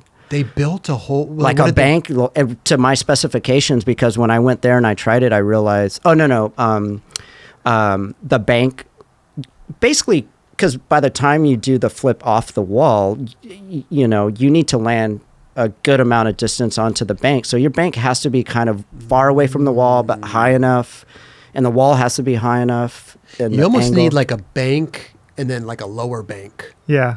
Where you could like go off of this get bank the and leverage. go back. Yeah, and then you could land on the bank that's lower. That's cheating. Almost. That's cheating. We're not talking about Danny, the they rolling. built you a spot. That's kind of cheating too. I'm just know, kidding. man. I'm just kidding.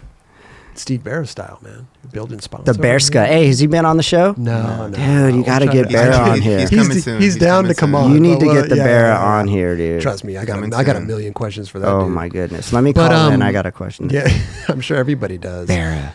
But so that would have been awesome to see, dude. That would have been, one of those NBDs. I could still do it. Really? Yeah, just sponsor me. You just need to, dude. You got to need do a it for sponsor. yourself. No.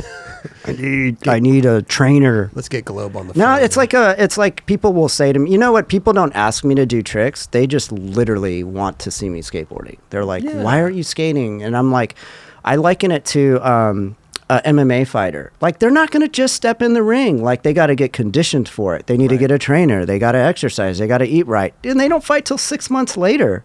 So I kind of feel the same way. Like, if someone like literally was like, Danny, we want you to film a video part, like, I can't just go do it. Like, I need to try and get in shape to do it. I mean, Jerron, do you still have the 6-pack from the I unfortunately don't. Well, he's got a see. 6-pack in the Lift your fridge. shirt. It's not. No. But that was.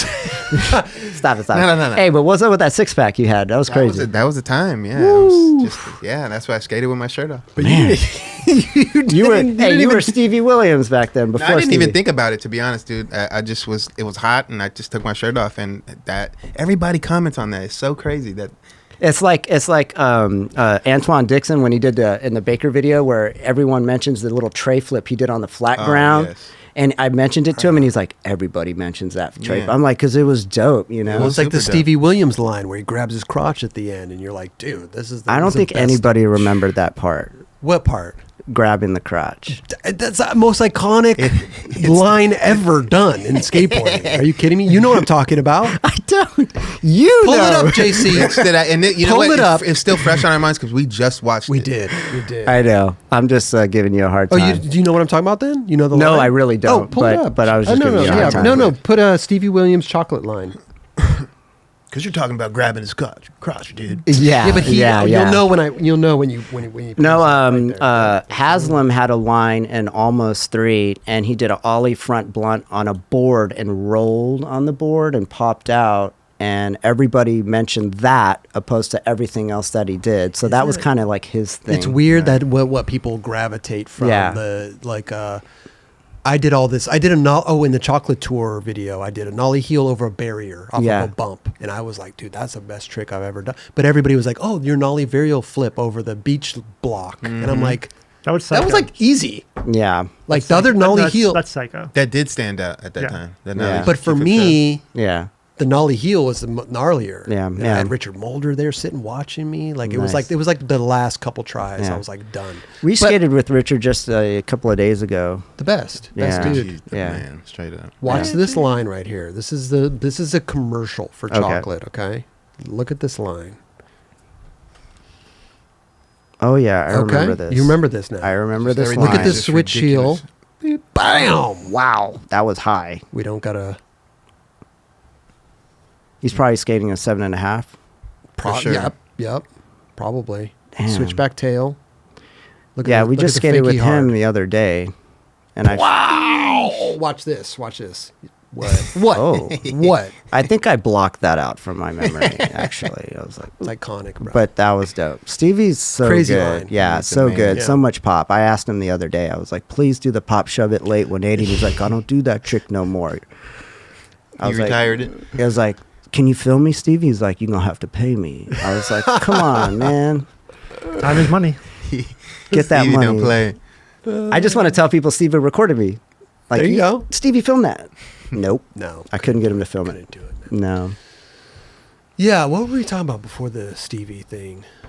I don't know. Oh, the six pack. Skating your shirt off. Skating with your shirt off. Yeah. But he didn't even. We talked about this before, but you never worked out or anything. That was just No, it's natural natural. abs. It's not natural. From Well, I'm still skating all natural. the time. Yeah, that's Yeah. Oh, and definitely I see the little gray, too. Oh, yeah, the grays. Yeah, I can't even hide it. Well, I can, but I choose not to. yeah, I was going to say Yeah. you can. Yeah. I got You got a little something.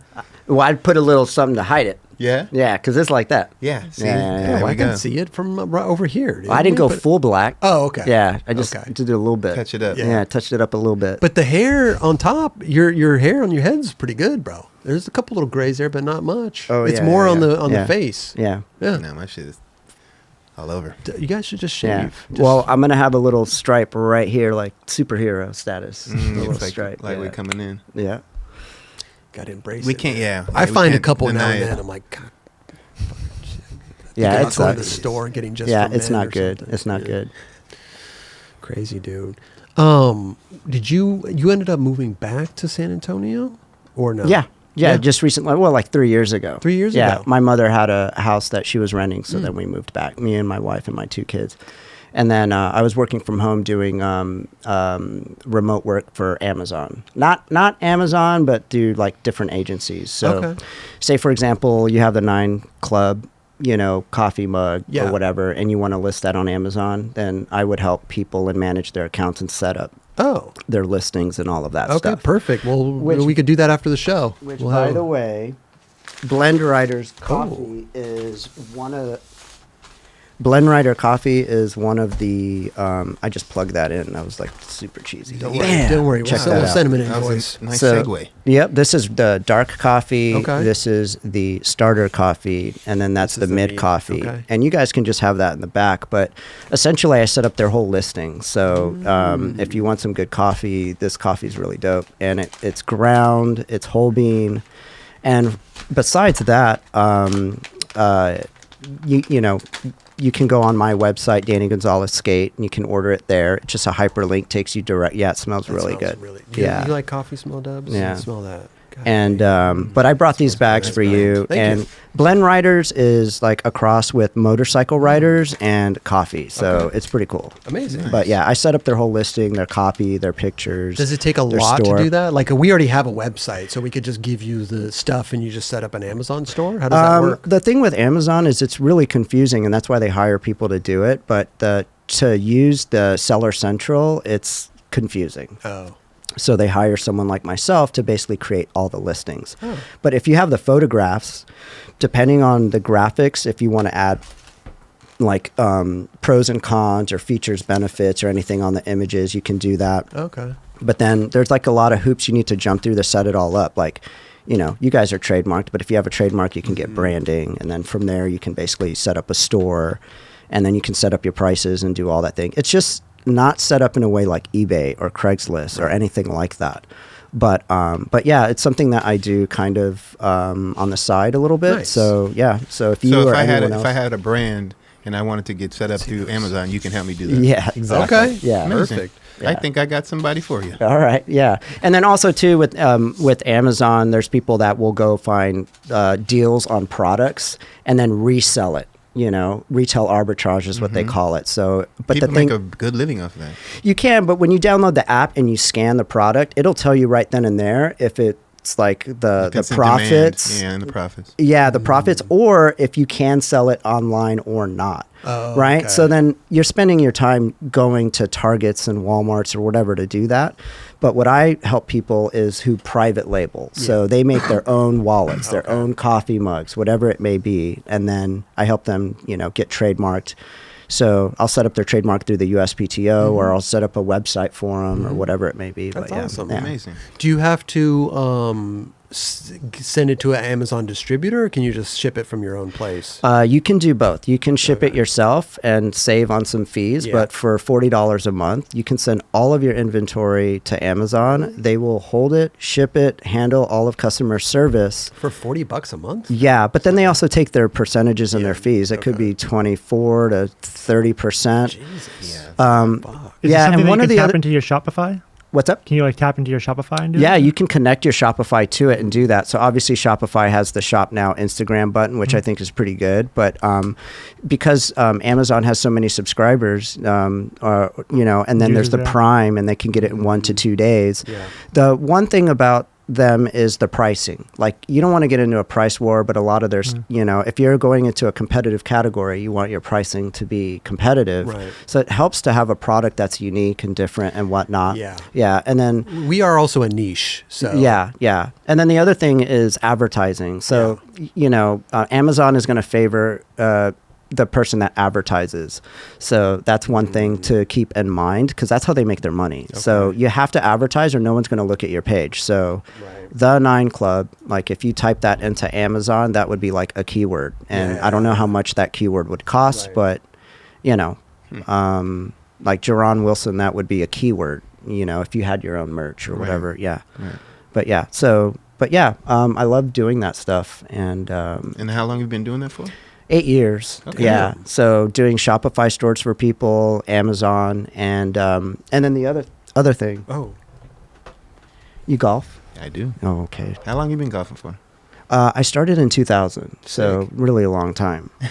Yeah. You've been doing it. Yeah, but this was a golf tool that I designed, which I think I sent you some, and then this is like a newer version of it. Super, Looks like a divot tool. Oh, it's a divot tool. It's It's kind of like a... It's a butterfly divot tool. Knife is this legal? Is this yeah, legal? it is. There's no blade on it or anything get like pulled that. over. No. Okay. Plus, too, I think for it to be illegal, it has to be a certain like length and whatnot. This is cool, man. Yeah, no, it's a great novelty tool. Yeah, so in 2014, I developed that, and then I signed a license deal with a company, and then they were selling it in the UK and the US. And but now we're going through a transition phase, so we're going through we want to try, and or at least I want to try and take it more stateside, you know, with everything that's happening. So golf is the shit. Yeah, this is very cool. Man. Yeah, and then one of the funny things is I reached out to a butterfly knife champion, and I said, "Hey, can I send you my golf tool?" And then he said yes. Took the video. He took this and shot video of him doing tricks with it. I can't mimic Where it. is it online? Where is it on your Instagram or something? I'm gonna post it soon, and Oh, I'll tag you. Okay. Well, no, I because we're going through some changes. I stopped the website, but they were selling it on Amazon, and it was pretty successful. But yeah, it just kind of goes like that. That's amazing, dude. And then this is a little magnet right here that pops out, and then this is for like the bottle opener on each side. Amazing. But at the time, I designed an entire golf line and training aids. This one is just the one I produced because it's small, light, and inexpensive. Where are you producing them? Overseas? China. So it costs $1,000 now, or what? Well, I made 6 of these in the U.S. and it was $800 for 6 of them. And then China, I was getting them produced at $2.50. Yeah, and then we were selling them for $20. Right. You could. Yeah. That's a good. Yeah. That's a good little. $20. Mm-hmm. I'd buy this for $20. Yeah. It's almost like a novelty item where you can give it to somebody as a gift. Oh yeah. Oh, look at this gift. Oh, it's a butterfly knife.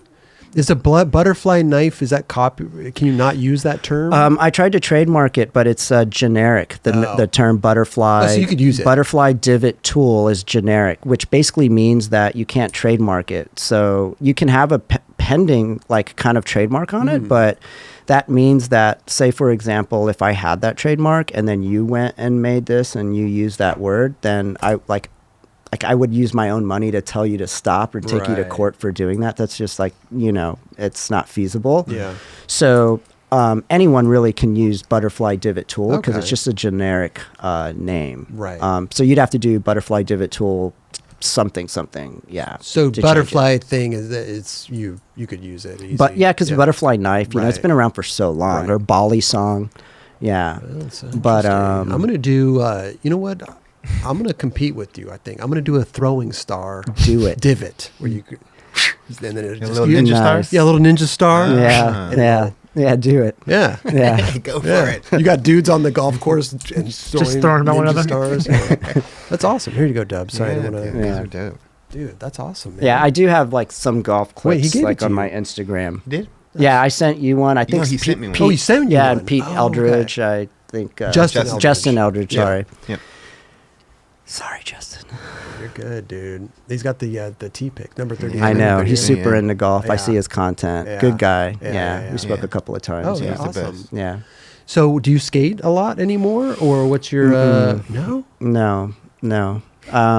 The last time I skated was when Josh came to visit me, and remember how you were like, people ask me to do certain tricks? Yeah. He did. Oh yeah. He's like, man, can you do the foot plant? Let me see the foot plant. So then I had him hold the board to stoke him out. I took a picture and everything, and I love it. yeah, look, he's all smiling. That's amazing. Yeah. So you still got it, bro. I don't know. And then Josh was started doing the cool runnings line when I was at Jaquan. He was all, feel the rhythm, feel the rhyme, get on up. It's Danny time. And he was like doing that. That's funny. And I was just dying laughing. He was like trying to pump me up to skate. Yeah, it was pretty funny. So when you get back on your board now that you have you don't skate that much, is it hard for you to do tricks, or does it kind of? Oh yeah. Oh yeah. It does. Well, in my mid-20s, no. But now, at my age, I have like muscle atrophy and so for me, that was the clip of him saying that. You'd have to hear the audio, but anyway, it's difficult. I even talk about it right here. I'm like, oh man, my legs hurt, Yeah. But I do you think don't have to- if I started skating, you know how Chris Markovich 5 years ago just started posting a lot of Dude, skateboarding? that He's killing it dude, right now. His name's been coming up quite a bit, man. Yeah. he's killing. And he deserves it, right? 100%. But in order for you to go and do 540 ollies and tray flips like head high, bro. like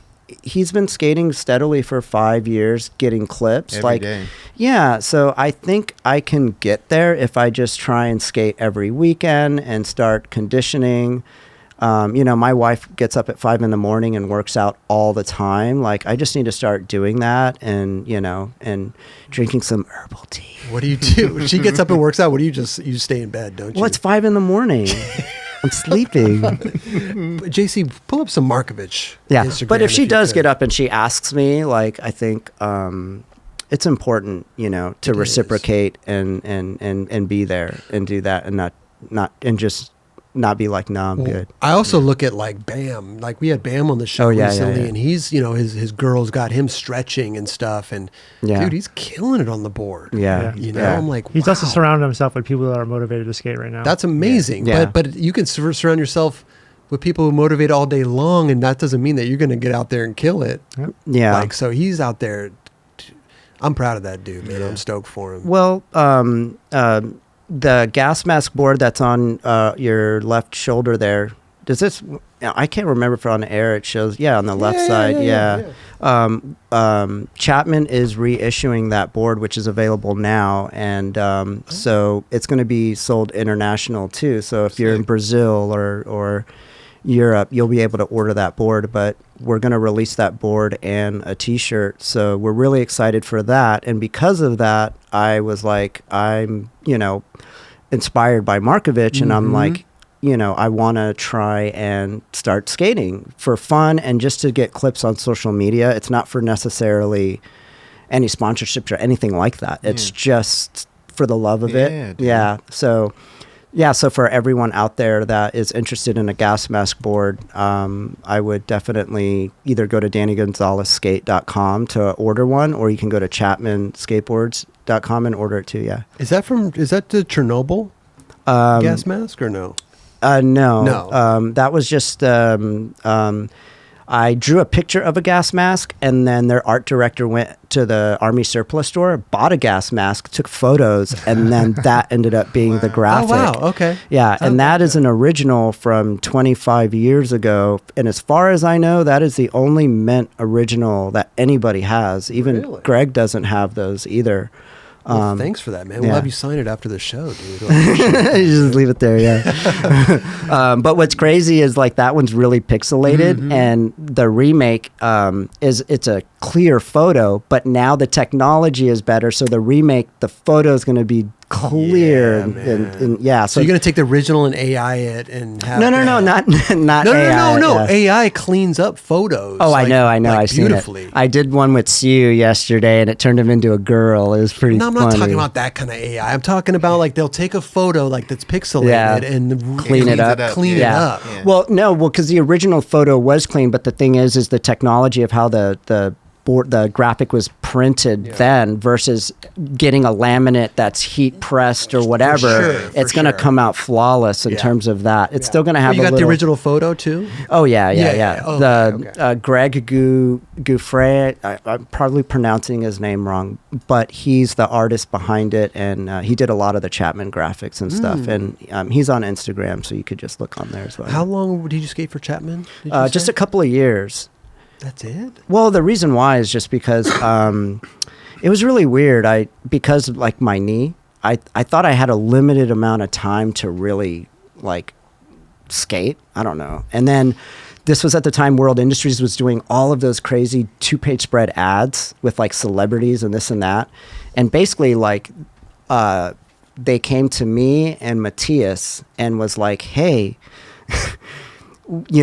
this could be your contract. This is how many 2-page spreads, and you can do this and you can do that. And because I felt like limited on the amount of time I had, I was just thinking monetarily, like, man, I need to try and like make a little bit of money before I stop doing this because I don't know how much longer I have. So then I spoke to Greg, and Greg was like, no, I understand. And then I stopped skating for him. And then right at that time, the lady that kind of got me to do it, she stopped working for them, and then the team manager stopped working for them, and then the CEO or whatever stopped working for him. All three stopped, and I heard that a new guy was coming in that used to work at Huffy and made Huffy like a larger company by selling it off in like basic stores. And I thought, oh, that was the direction of world, and I was like, whoa, I don't want to do that. So I never got on, but Matthias ended up skating for him for a while. So he had decks and everything. And I ended up saying no, but I never went back to Chapman either. And I ended up quitting like like months later. What year did you quit? That was 2001. Yeah. Yeah. And then you came back in 2006. But 2006, you came back and you did the interview with I was CU. probably going to try and skate for Bueno at the time because Shiloh Greathouse was like really a good friend, and we were skating, and Mikey Sieben was doing all of those really sick graphics. So I was going to kind of do that. After the World thing, Enjoy. I was asked to go on tour with Enjoy. But again, my knee was kind of weird, so I missed the opportunity to go on tour. So there could have been a chance I could have skated for Enjoy. If I would have went on tour and everything worked out. You said this was in 2006? No, the Enjoy was 2001. Okay, everything was around the time I was doing Globe Opinion. So when you said 2006 was coming around, that was Bueno, maybe That was Bueno, Bueno. but that was it. No other. Yeah, just Bueno. Okay. And then that didn't work out. And then I ended up going. My friend was a TM for Jart, the Spanish company, and then I ended up getting a board there, and Bastion was on the team, so I got to tour with Bastion a little bit, and then they wanted to fly me out and do like a whole video part, and I ended up shooting with Siu, trying this really hard trick to see like how my knee could handle it, and it didn't. Like it hurt for 3 weeks, and I was like, I can't go there for 3 weeks, try one trick, and then like I need 3 weeks to heal. Like I can't like produce the way I want. Right. So then again, I told them, hey, I don't want to skate professionally anymore. Gotcha. So yeah, that was in 2009. And then that was really the last time I really kind of skated. So Jart gave you a board. Yeah, I think Yeah. I had a couple. Boards. Remember that Okay. movie, The Killer Clowns? Mhm. It's like an old movie. Yeah. Yeah, Sounds like I had one of the clown You'd be boards. into I knew Yeah. about it. Yeah, I watched it when I was a little kid. It was Yeah. terrible. Crazy. I know you watch it now. You're like, what the fuck was I watching? Dude, I thought that then. you see Weekend at Bernie's. You ever seen that I movie? love that movie. Dude, no, See? go back and watch it now. It's horrible. It's horrible? Yeah, go back. It's a great Watch movie. it tonight. You'll be like, dude, Watch it why did I tonight. love Yeah. that? This movie is crazy. No, me and Josh want to go watch the new Jurassic Park movie. Oh, yeah? Yeah, and I want to see I love movies. And then Megan 2. Megan. The Megan 1 was dope. I It's saw like, pieces of it. Yeah. Yeah, and then what else? Ballerina, I saw that. That was pretty good. Supposedly Sinners is supposed to be pretty good. Oh yeah, I seen Sinners. Yeah, Good? I love movies. Yeah, it's good? good. Yeah, Yeah. it's good. I don't remember the last movie I saw, man. It's crazy. People don't watch movies No, anymore. Huh? Yeah. I don't even remember Too going busy to watching the YouTube and movie shit. theater. That's all I watch. Yeah, I end up watching a lot of bloopers. I like bloopers. Yeah, was it Key and Peele? Oh, they're great. Oh, Key and Peele, they're amazing. great. Oh my god, Yeah. their bloopers are so funny. Dude. Okay. Yeah. Even just every sketch that they do that pops up on my YouTube, I'm like, all right, let me watch this real quick. Yeah. You know? Yeah, So and fun. then I there's said, this bitch. yeah, and then there's Yeah. this lady that has Tourette's. Is it Brend? I can't remember her Oh, name. she's like fairly new. Yeah. So she has a show. Yeah, she's like, oh hell nah. And yeah. Yeah, she's hilarious. what is it? Really? Yeah, she has Tourette's, but she's like. She has a show, And she has a and show. it's hilarious. So She's she's funny. saying all this Yeah. wild shit. Oh, but really? She it's does say Tourette's. some wild stuff. Like, Like, is where it I'm on like, YouTube? whoa. No, it's on like A&E, maybe. Yeah, the show is, but there's some YouTube clips. Oh. God, I wish Oh, I yeah, you could can remember find her her on name. it. She's great, though. What kind of wild shit is she saying on A&E? A lot. They let it ride because Really? because she has Tourette's, so it's like real. It's not Yeah. like, you know. What? I like the- what's I the like the- crazy shit that she's saying? Well, I though? like the She said funny some little wild-ass quirky. shit. I like the funny, quirky things she says, but when she starts saying like body parts and yelling out, like, you know, I don't want to repeat it, but it's a bit much. Really? I always thought that was like not real, but Yeah. no, she says, you know, Yeah, no, she does, and you think it's fake, but it's not. It's Yeah. real. What is she? White woman? She's a Black- white girl. Oh yeah. yeah, White she's girl. really funny though. People really love her. Okay. But I think the way she explains it is if she watches a movie and there's something within that movie that was really funny that she resonated with, it just gets stuck in her brain and she'll just She'll repeat it Really?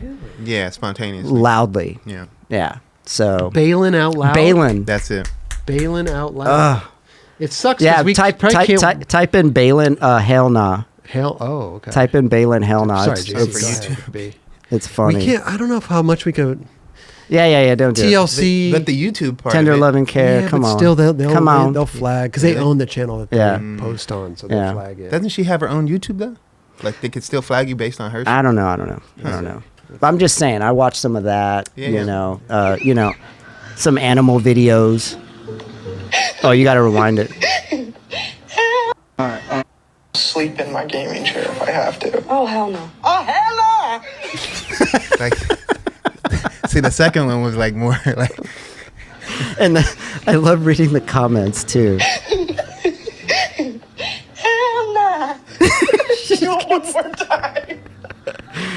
Oh, they must crack each other up. Yeah, that's That's her great. boyfriend. Yeah. Well, they're married now. Oh, they're I think. married? Yeah. That's funny, dude. So it's pretty cool. I'm gonna have to watch that, dude. Yeah. Yeah. I don't watch regular television, so what is that? Well, no, TLC? I saw the clip on like Instagram, like you know Yeah. when you're just flipping through. Oh, I thought you They watched got the the whole show. Instagram. No, I don't watch the Oh. show. You get the clips. You watch the Yeah. show. I don't watch the show. I knew Oh, there I was thought- a clips. show. Yeah, me too. Yeah. Okay. Yeah, okay. she's a big deal. Big She deal. is. Balin's a big deal. Balin. Yeah. Tourette syndrome. So TLC, I have a question for you guys. Go ahead, please. I wonder why you guys haven't. I talk to Josh about this all the time, but I wonder why you guys have not bought a plane ticket and gone to Europe and done an episode with Tom Penny. Do you see all the shit that's around here, dude?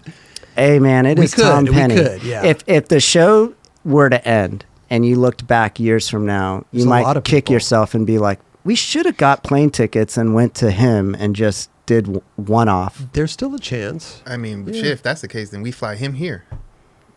Well, I mean, don't know you'd if he save- could come you'd here. save more money but that way. I'm putting Well, you right. guys on And the it- spot. We want Tom Penny. I'm not sure I don't know his whole deal, but I don't know if he could actually come here. You know, Mm. that could maybe a thing. But I mean, I love hearing Tom Penny's stories. Yes. But I'd love to hear him No, here. I Or agree. I'd love to I see agree. him here. I Yeah. agree. That'd be amazing. Oh, I just saw a trick of him recently, never seen before. It was a 360 kickflip, and he caught it and reverted it. Like most people grab the board and turn it. He what went about up. Willie Santos 360 flip. Nose drive. Yeah, nose drive, pivot. He didn't pivot. It was all No? in the air. It was like a Really? frontside flip. He literally did it. On the gram? It's on the gram?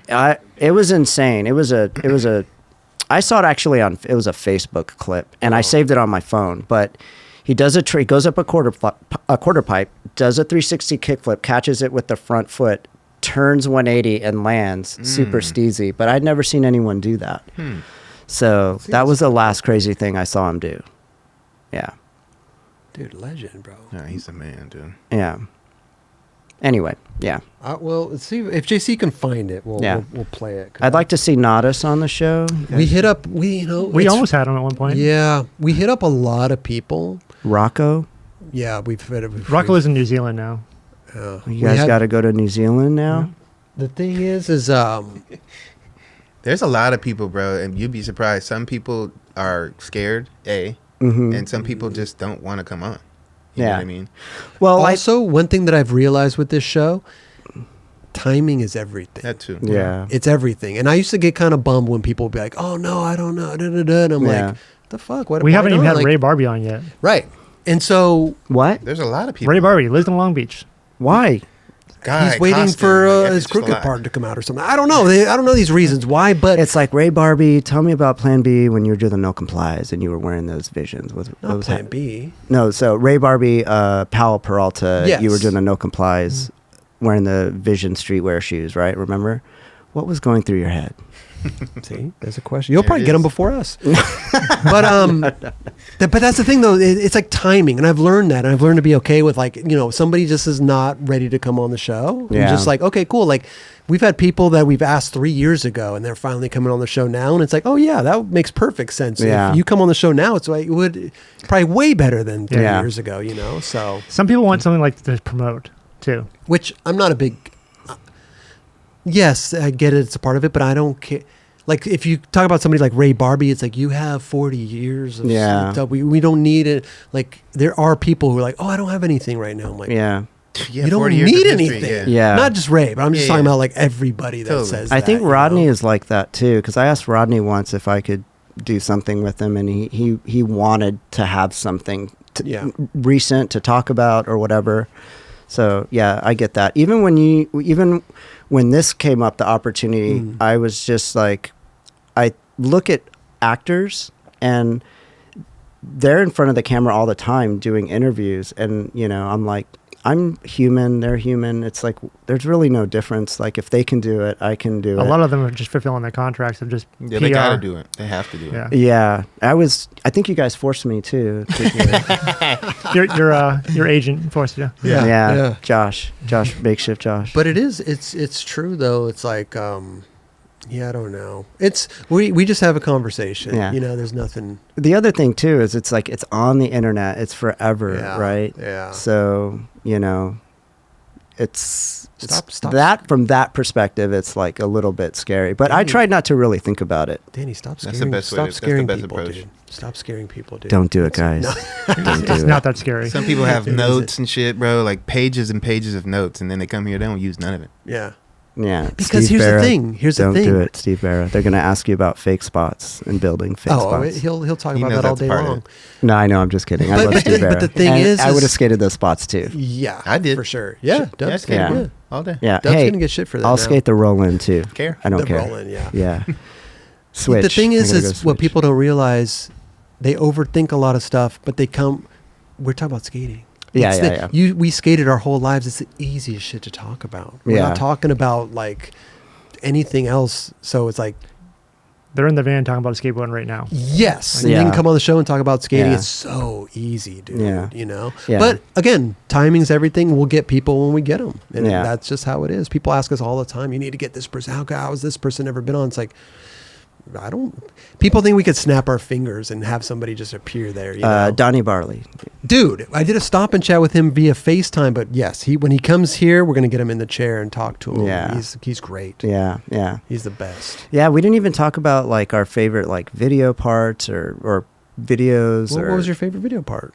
Well, I have a few, but the latest one was probably the PJ Ladd. But I would say my top one's got to be Guy and Mouse, and then Eric Costin. Those got to be my favorites. Guy, yeah. Costin in Mouse, or yeah, and Guy, yeah, those two, and then obviously, yeah, I liked Brian Wenning's part a lot too.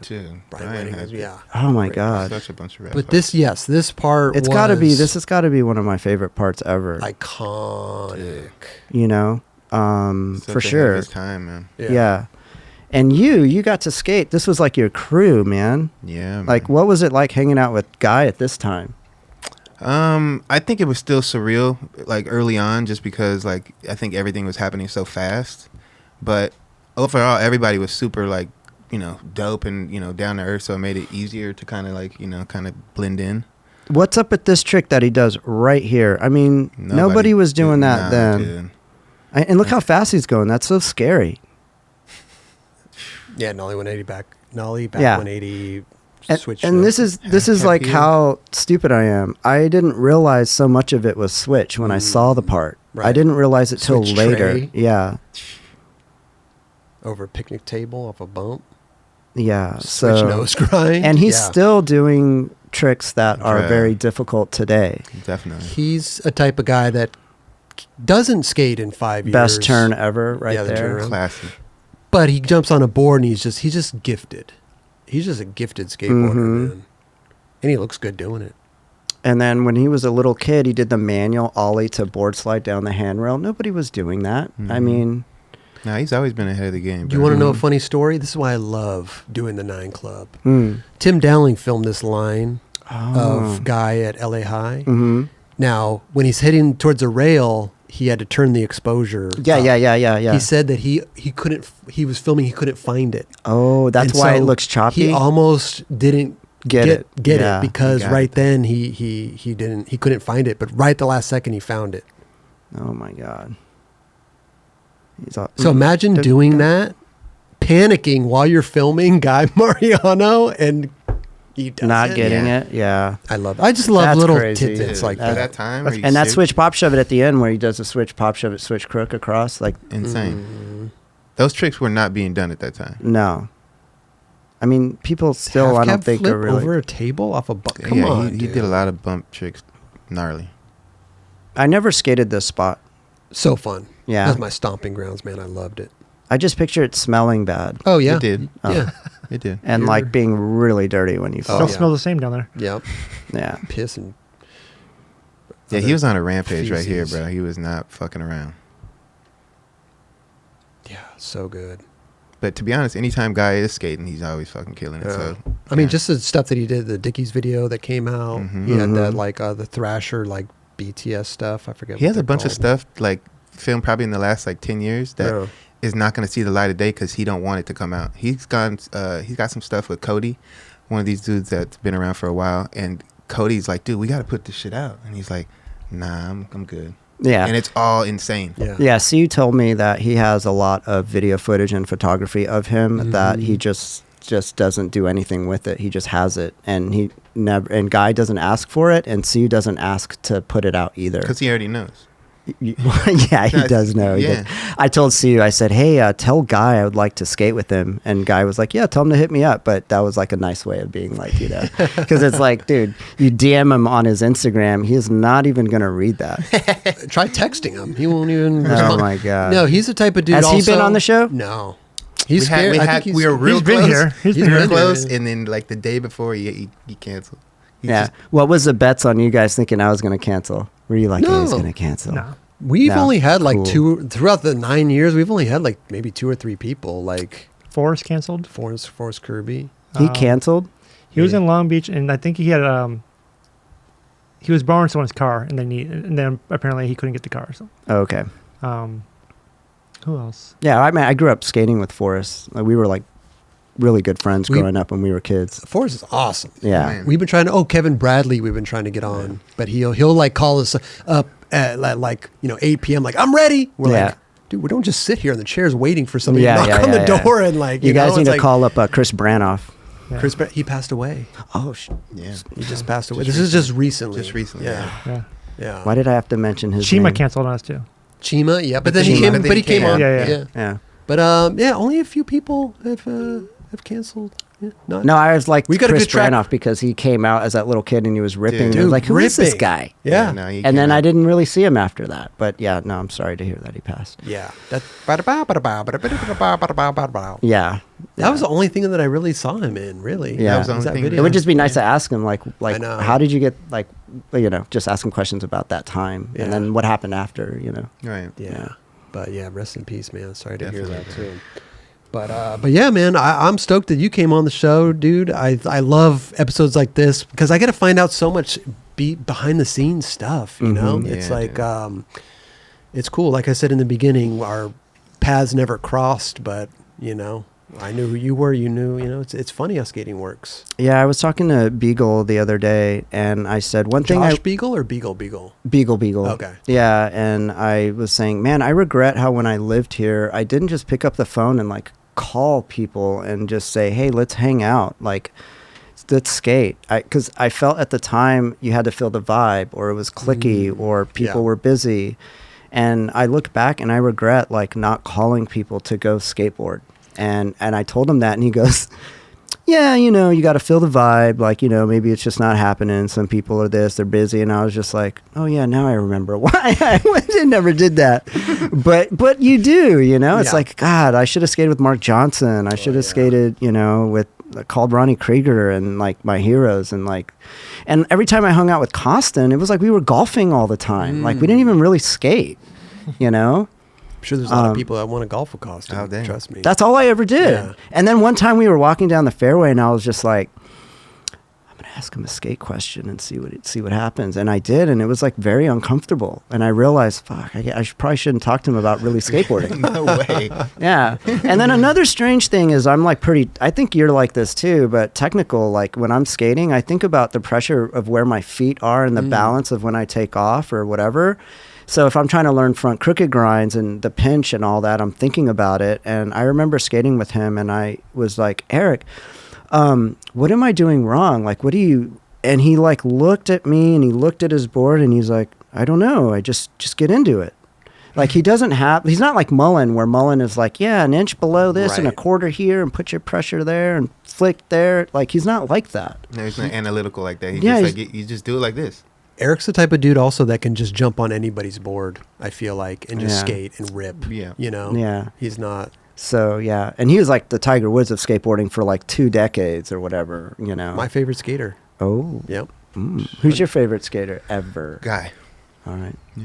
Who's your Easy. top 5? Top 5. Ooh, that's a good one. Wait, Raj, who's your favorite skater? Yeah. Yeah. Day one. Ooh. that's Has a good Day one, One been yeah. on? Yeah, he came on with Tori. Tori. Yeah. Oh yeah. Okay. Day One is AI. Yeah. He's a video game. I Ain't real. know. It's Yeah. Yeah, the dude's We were like, just talking about this the other day where there's only like a couple like older gods that are still holding it down. Like Yeah. actually holding it down. Yeah. Mhm. Andrew. Day One is one of yeah. them. Andrew's definitely up there as well. Andrew just came Guy. out with the shoe. New Balance. I mean, Crazy. Did you see the documentary of how he got on the team? Yeah. With Cutting all the shoes up and Yeah. just showing up. Yeah. Yeah. No, but Who does that? That's who crazy. made Well, the doc? Andrew. Why am I spacing? Kyle. Kyle Maria. Okay. I mean, yeah, Day One, Yeah. killing it as always. I've man. had the pleasure of skating with Day One a few times. Mm. Like real normal person and almost downplays like his talent in a way like He but then does. you'll see him skate a bowl and he rips it like a Hesh skater and I'm like, how are you doing that? I skate with Day One because I skate with Daniel Castillo. Daniel's good Oh, friends I with love him. Daniel. Love Daniel's Daniel. great. But Day One's the type of skater that he wants you to have fun Yeah. when you're skating. Yeah. So he'll like goof around and dork around and do stuff and just because he wants you to have fun. Yeah. You know? That's great. Yeah, he's so much fun to skate with, dude. So yeah. Great dude. Always smiling. Yeah. But okay, before we wrap it up, you just asked Jerron, but I'm going to ask you, what's your Mount Rushmore of skaters? 4 skaters, What- Mount like, Rushmore. For which generations? The 80s, 90s, It don't matter, 2000s? dude. You gotta There's only blend- you gotta 4. blend There's them. only 4. Listen, you name 4, you leave 4 off. We know this. But like top 4 Mount Rushmore skateboarders. Oh man, I can't. You can. I can't. You Well, can. I'll say this. I do like Nodis's contributions to skateboarding. There's one. Yeah, I love that. Tom Penny. There's 2. Yeah, because of the flow and the flick and all of that. Mm. And then there's other people that you could easily put on the list because of who they are and what they've done. Like I won't say they're my favorites, but there's Mullen and Tony Hawk, right? Of course. But this is your Mount Rushmore. This is yours. Let's put PJ on the list. There's 3. I love PJ. You got a spot for one more. Chris Roberts. I knew it. Yes. I fucking knew it, dude. Booyah. No, you got room for one more. Seriously, who you got? Jerron Wilson. Oh, Dubs Boom, got it on there, covered dude. all bases. It was the abs. I know it. Yeah. It was The the abs abs. for sure. Yeah. For sure. No, it's all good. I got love for everyone. You gonna leave the spot blank? No, you can't. You need one spot. Come on. All right, let's go with my man Chad Muska. Boom. There it is. Okay. The Muska. The Muska. There That's it a good. is. That's a good list. Yeah. It That's is a a good great top list. 4 Yeah. for sure. Yeah. How come not top 5? Because Mount Rushmore is only 4. Oh yeah, that's right. Rushmore. Yeah. Mm, Yeah. Yeah. Yeah. Good Very stuff, cool. Well, I dude. appreciate you guys having me on the show. Dude, I appreciate you. dude. We have gifts for you. Oh, okay. Yes. All right. Yes. Kelly's not here, but he usually runs and go gifts. But I prepared a little. Hold it aside. Prepared All a right. little. I'm ready. A little. Let me take my Blend Riders coffee Well, mug. First put it to of the all, side. dude, pleasure. Dude. Thank you you. so much. Thank you. Thank you, And I don't Gerard. even No, know if thank we. you. Thank I don't you. even know if we've ever met till this. I don't day. know if we have. Yeah. I don't know if we have. So- me and Jerron have We a have, couple of times. definitely. Jerron was like, "Yo, one wheel." Oh, that No, I'm just out kidding. of the van. Well, I didn't call it. I didn't do No, he didn't do that. But it's funny. I would travel. But that's how big you were talking about LA and Yeah. calling up your skaters to go skate with. But LA is so big, Yeah. and so spread out that I would be in Barcelona, and run into people that live down the street from me that I never saw. Yeah, yeah. It's just LA.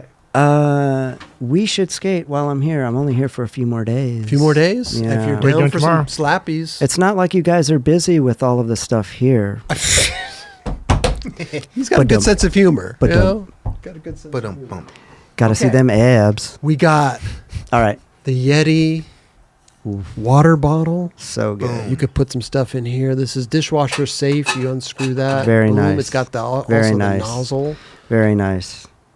I can at least get 25 on eBay for that. Easy. Oh, this guy. Ooh. Put it on Amazon. Put it on Amazon. Put it on I'm just Amazon. kidding. I'm just kidding. I don't mean it. I don't. You mentioned tea before. You're a Yes, tea yes, guy? yes. I love tea. This is the best. This fits in the cup holder of your car. That's dope. This is dishwasher. I love that color safe. too. It's a nice It's color. the yeah, I think it's a seasonal color, so Yeah. it won't be around for that much longer. But it's Okay. got the 9 Club logo on it. I This have is our- so many of these at home too because my Dude. wife loves water, tea, so that's going to fit perfect. You can never have too many. Yeah. I've literally since we've gotten it, I probably have like 20 at home. And Yeah. I use all of them. Okay, okay. Yeah. I use all of them. There, I Awesome. got 20 in the dishwasher right now. Awesome. Let me Okay. put that there. We got the Skull Candy Kilo. You could attach this to your belt buckle if you want. You Oh, is could- that speaker? Yeah, Oh, okay. yeah. This is a Or good your one, man. Backpack. Backpack. You could have Very whatever nice. you want. you Very know? nice.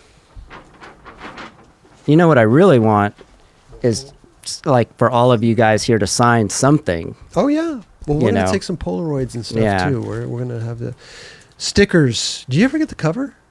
Thrasher, first photo Thrasher, and then Slap. Nice. Yeah. What was Thrasher? It was a melon grab on the San Francisco Library Gap. Oh yeah. Yeah. Can we pull it up? Yeah, and that was It's like a black border, right? Yeah, and that was my first photo in a magazine, and That's they put so it. They ran it as the cover. And when I told my friends back home, they didn't believe me. That's amazing. And then when the mag came out, they passed it all around. There Yeah. it Wow. is. So I swear, that is Kenny Reed way in the distance on the left-hand side. Not the guy with the tan. The black. That guy. I think that is Kenny Reed. Enhance. Yeah. Yeah. No way, really? Yeah, I'm pretty sure that's Kenny Reed. and he was watching. I love Kenny Reed. If Me we ever too. have him on the show, I'm going to ask him if that was I him. asked him. He didn't remember. Oh. Yeah. Okay, I mean, it never was like mind. 97, so long ago. But great style. That looks Okay. like Adam Sandler. It does. Yeah. It's Tom Penny, actually. It looks like Tommy's like, cool. Looks like me if I was homeless. Yeah. Yeah, let me see the stickers. We give photo incentive here, if you didn't know. But you have to get the cover of Thrasher, and it's got to be Oh, visible. gotcha. $20. Gotcha. And I'm good with Thrasher now. old school style, Actually, I though, don't. you got a photo. What? You got There was problems. you got a photo. Oh, he left the looks. You got to photocopy Yeah. the cover. That's budget or buttering. This is dope. This is super It's dope. John's catchphrase. I love it. Thank you. Oh, here. Long sleeve. You like long sleeves? I do like Got a long sleeves. sleeve T-shirt. That's our college logo right there. Very nice. Very Boom, nice. That's for you. That's for you. Thank you. And Let me see the we size. got, what size is it? It's I pulled it. Oh, yeah. No, it's my size. Yeah. Yeah. We have a nuts and bolts company. It's called Nuts and Oh. Bolts. A lot of companies, a lot of hardware companies have made millions and millions of dollars just from starting off before the hardware. We hope Yeah. to follow in their footsteps. But Good luck. thank you, Yeah. appreciate that. Well, we got hopefully some of your luck runs off on us, but you're on the team. Very nice. Very nice. Welcome. The I'll world's film a video greatest part hardware. ASAP. 2 packages of bolts a year Yeah. is That's all you need. It's all you need. People Okay. take bolts for granted, I think. Now, let me see these. Very cool. Those are like a lifetime. Very nice. Love it. Thank you. And I should have busted out my coffees for the gifts for right now. No, it's all, we have it right here. Yeah. Oh, yeah. There it is. There you right go. here. That's my gift for Thank you guys. No, we appreciate Yeah. that. Thank you so much. Yeah. Dude, Danny, it's been a pleasure, dude. Thank you so much for coming on the show. Doors always open if you want to come back and Yes. come hang out with us again, Thank you. Thank Or you if you for wanna- having me. Appreciate it. Come on with one of your colleagues that you skated with back in the day. Maybe you and Rodney want to come on. You and Gershon. You and Chet Thomas. Billy Rohan. I'd like to do something with Billy. Ooh. Yeah. Billy's been Billy skating a lot, and I think Rohan. Chapman might even reissue one of his boards. Dope. And he has a lot of great stories to tell. He's a really I'm sure. funny guy, and he did a lot of funny pranks when we were on tour, like crazy stuff. But he's a great guy. He's an funny, incredible so- skateboarder. Yeah, no doubt. Oh my God, Yeah, so he was good. incredible at the time. Yeah, I was definitely amazed with him, and it was so awesome to go on tour with him. And I was always like, "Wow, like you're so good," you know. So big ups to Billy. Damn. Yeah, Dope, dude. Yeah. Dope. Well, yep. Come back anytime, dude. Thank the you, door is guys. always Once again, open. thank you, thank you, Appreciate you, thank dude. you, Yes. thank you, Chris. Dude, thank All right, you. thank you. Danny Gonzalez. Yes. Hell yeah. Annie.